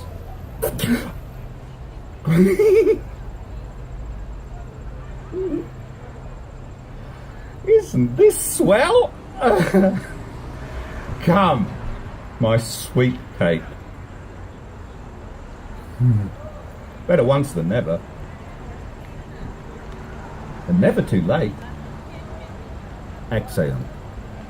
And that is the penultimate scene. Scene 2. Enter Baptista, Vincentio, Gremio, the pedant, Lucentio and Bianca, Petruchio, Catherine and Hortensio, Tranio, Biondello, Grumio, and the widow. The serving men with Tranio bringing in a banquet. Lucentio. At last, though long, our jarring notes agree. And time it is when raging war is done, to smile at scapes and perils overblown. My fair Bianca, bid my father welcome, while I with self-same kindness welcome thine. Brother Petruchio, sister Katharina, and thou Hortensio with thy loving widow. Feast with the best and welcome to my house. My banquet is to close our stomachs up after our great good cheer. Pray you, sit down, for now we sit to chat as well as eat. They sit. Nothing but sit and eat and eat. Padua affords this kindness, son Petruchio. Padua affords nothing but what is kind. Well, for both our sakes, I would that word were true. Now for my life, Hortensio fears his widow. Thou never trust me if I be afeard. No, you're very sensible, and yet you miss my sense. I mean, Hortensio is afeard of you. He that is giddy thinks the world turns round. I roundly replied. Catherine. Mistress, how mean you by that? Thus I conceive by him. Conceived by me? How likes Hortensio that? My widow says, thus she conceives her tale. Yeah, very well mended. Kiss him for that, good widow. He that is giddy thinks the world turns round. I pray you, tell me what you meant by that. Your husband. Being troubled with a shrew measures my husband's sorrow by his woe. And now you know my meaning. A very mean meaning. Right, I mean you, and I am mean indeed respecting you. To her, Kate! To her, widow! 100 marks my cat does put her down! That's my office, spoke like an officer. Ha to thee, lad! Ha! How likes Gremio these quick-witted folk? Oh, believe me, sir, they butt together well. Bianca. Head and butt, and a hasty-witted body would say your head and butt were head and horn. Vincentio. Mistress Bride, hath that awakened you? Aye, but not frightened me, therefore I'll sleep again. Nay, that you shall not. Since you have begun, have you for a better jest or two? Oh, am I your bird? I mean to shift my bush, and then pursue me as you draw your bow. You're welcome all. Exit Bianca, with Catherine and the widow. She hath prevented me here, Senior Tranio. Oh, this bird you aimed at, though you hit her not. Therefore, a health to all that shot and missed. Oh, sir, Lucentio slipped me like his greyhound, which runs himself and catches for his master. Oh, a good swift simile, but something currish. Well, 'tis worse that you hunted for yourself. 'Tis thought your deer does hold you at bay. Oh, Petruchio, Tranio hits you now. I thank thee for the good Tranio. Confess, hath he not hit you here? Has a little galled me, I confess, and as the jest did glance away from me, 'tis 10 to 1 it maimed you two outright. Now, in good sadness, son Petruchio, I think thou hast the veriest true of all. Well, I say no. And therefore, sure assurance, let's each one send unto his wife, and he whose wife is most obedient to come at first when he doth send for her, shall win the wager which we will propose. Content. What's the wager? 20 crowns. 20 crowns. I'll venture so much for my hawk or hand, but 20 times so much upon my wife. 100 then. Content. A match. Proceed. Who shall begin? That will I. Go, Biondello, bid your mistress come to me. I go. Exit. Son, I'll be your half, Bianca comes. Oh, I'll have no halves, I'll bear it all myself.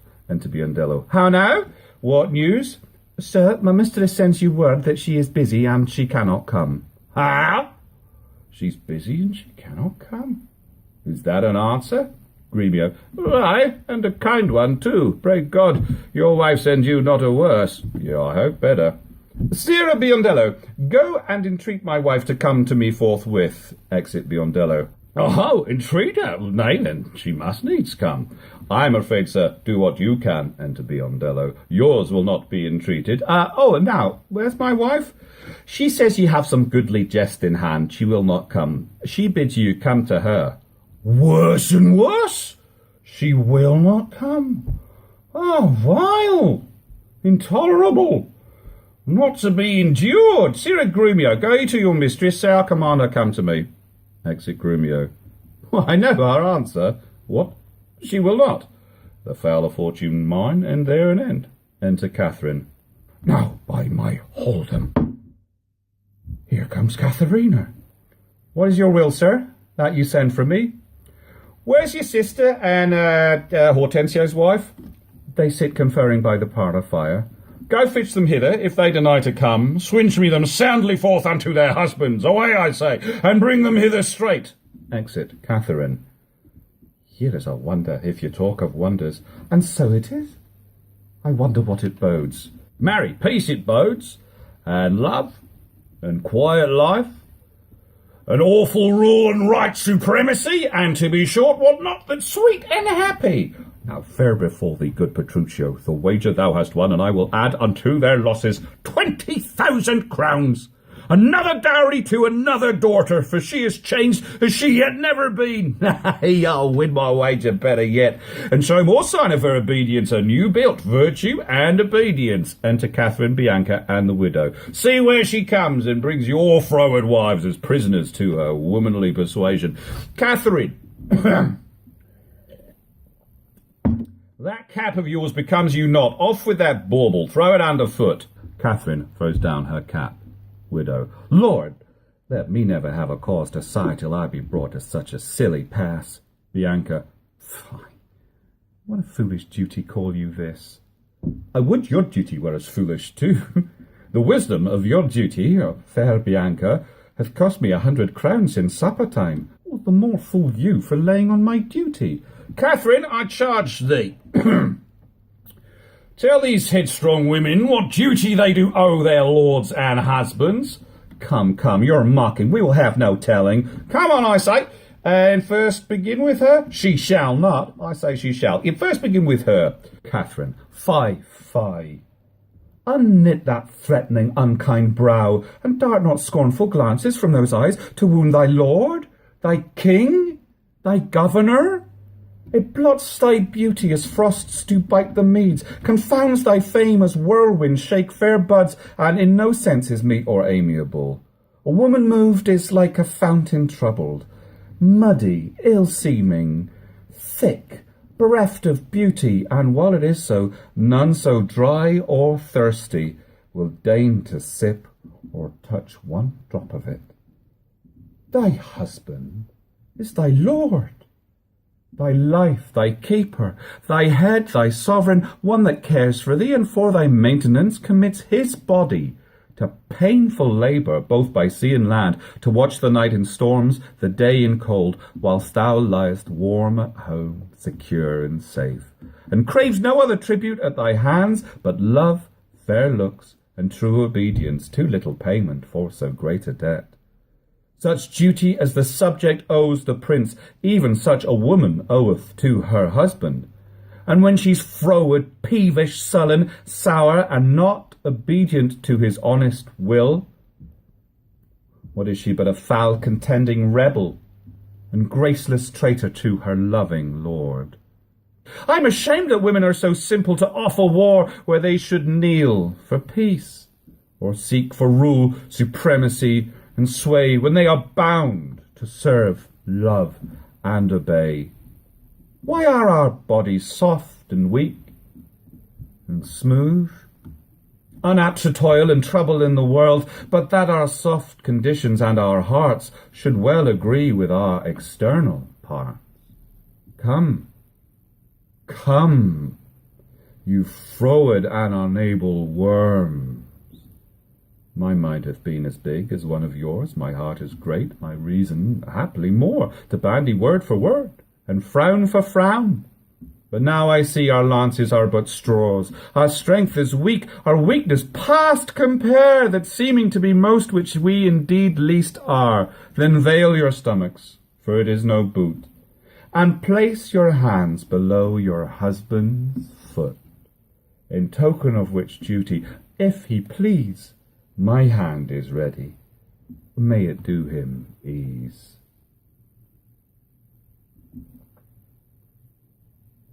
Why, there's a wench!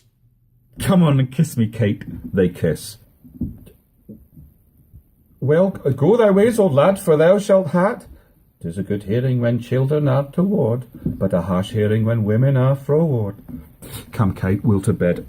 We three are married, but you two are sped. 'Twas I won the wager, though you hit the white, and being a winner, God give you good night! Exit Petruchio with Catherine. Now go thy ways. Thou hast tamed a cursed shrew. 'Tis a wonder, by your leave, she will be tamed so. Excellent. And that's the Taming of the Shrew. That's all of it.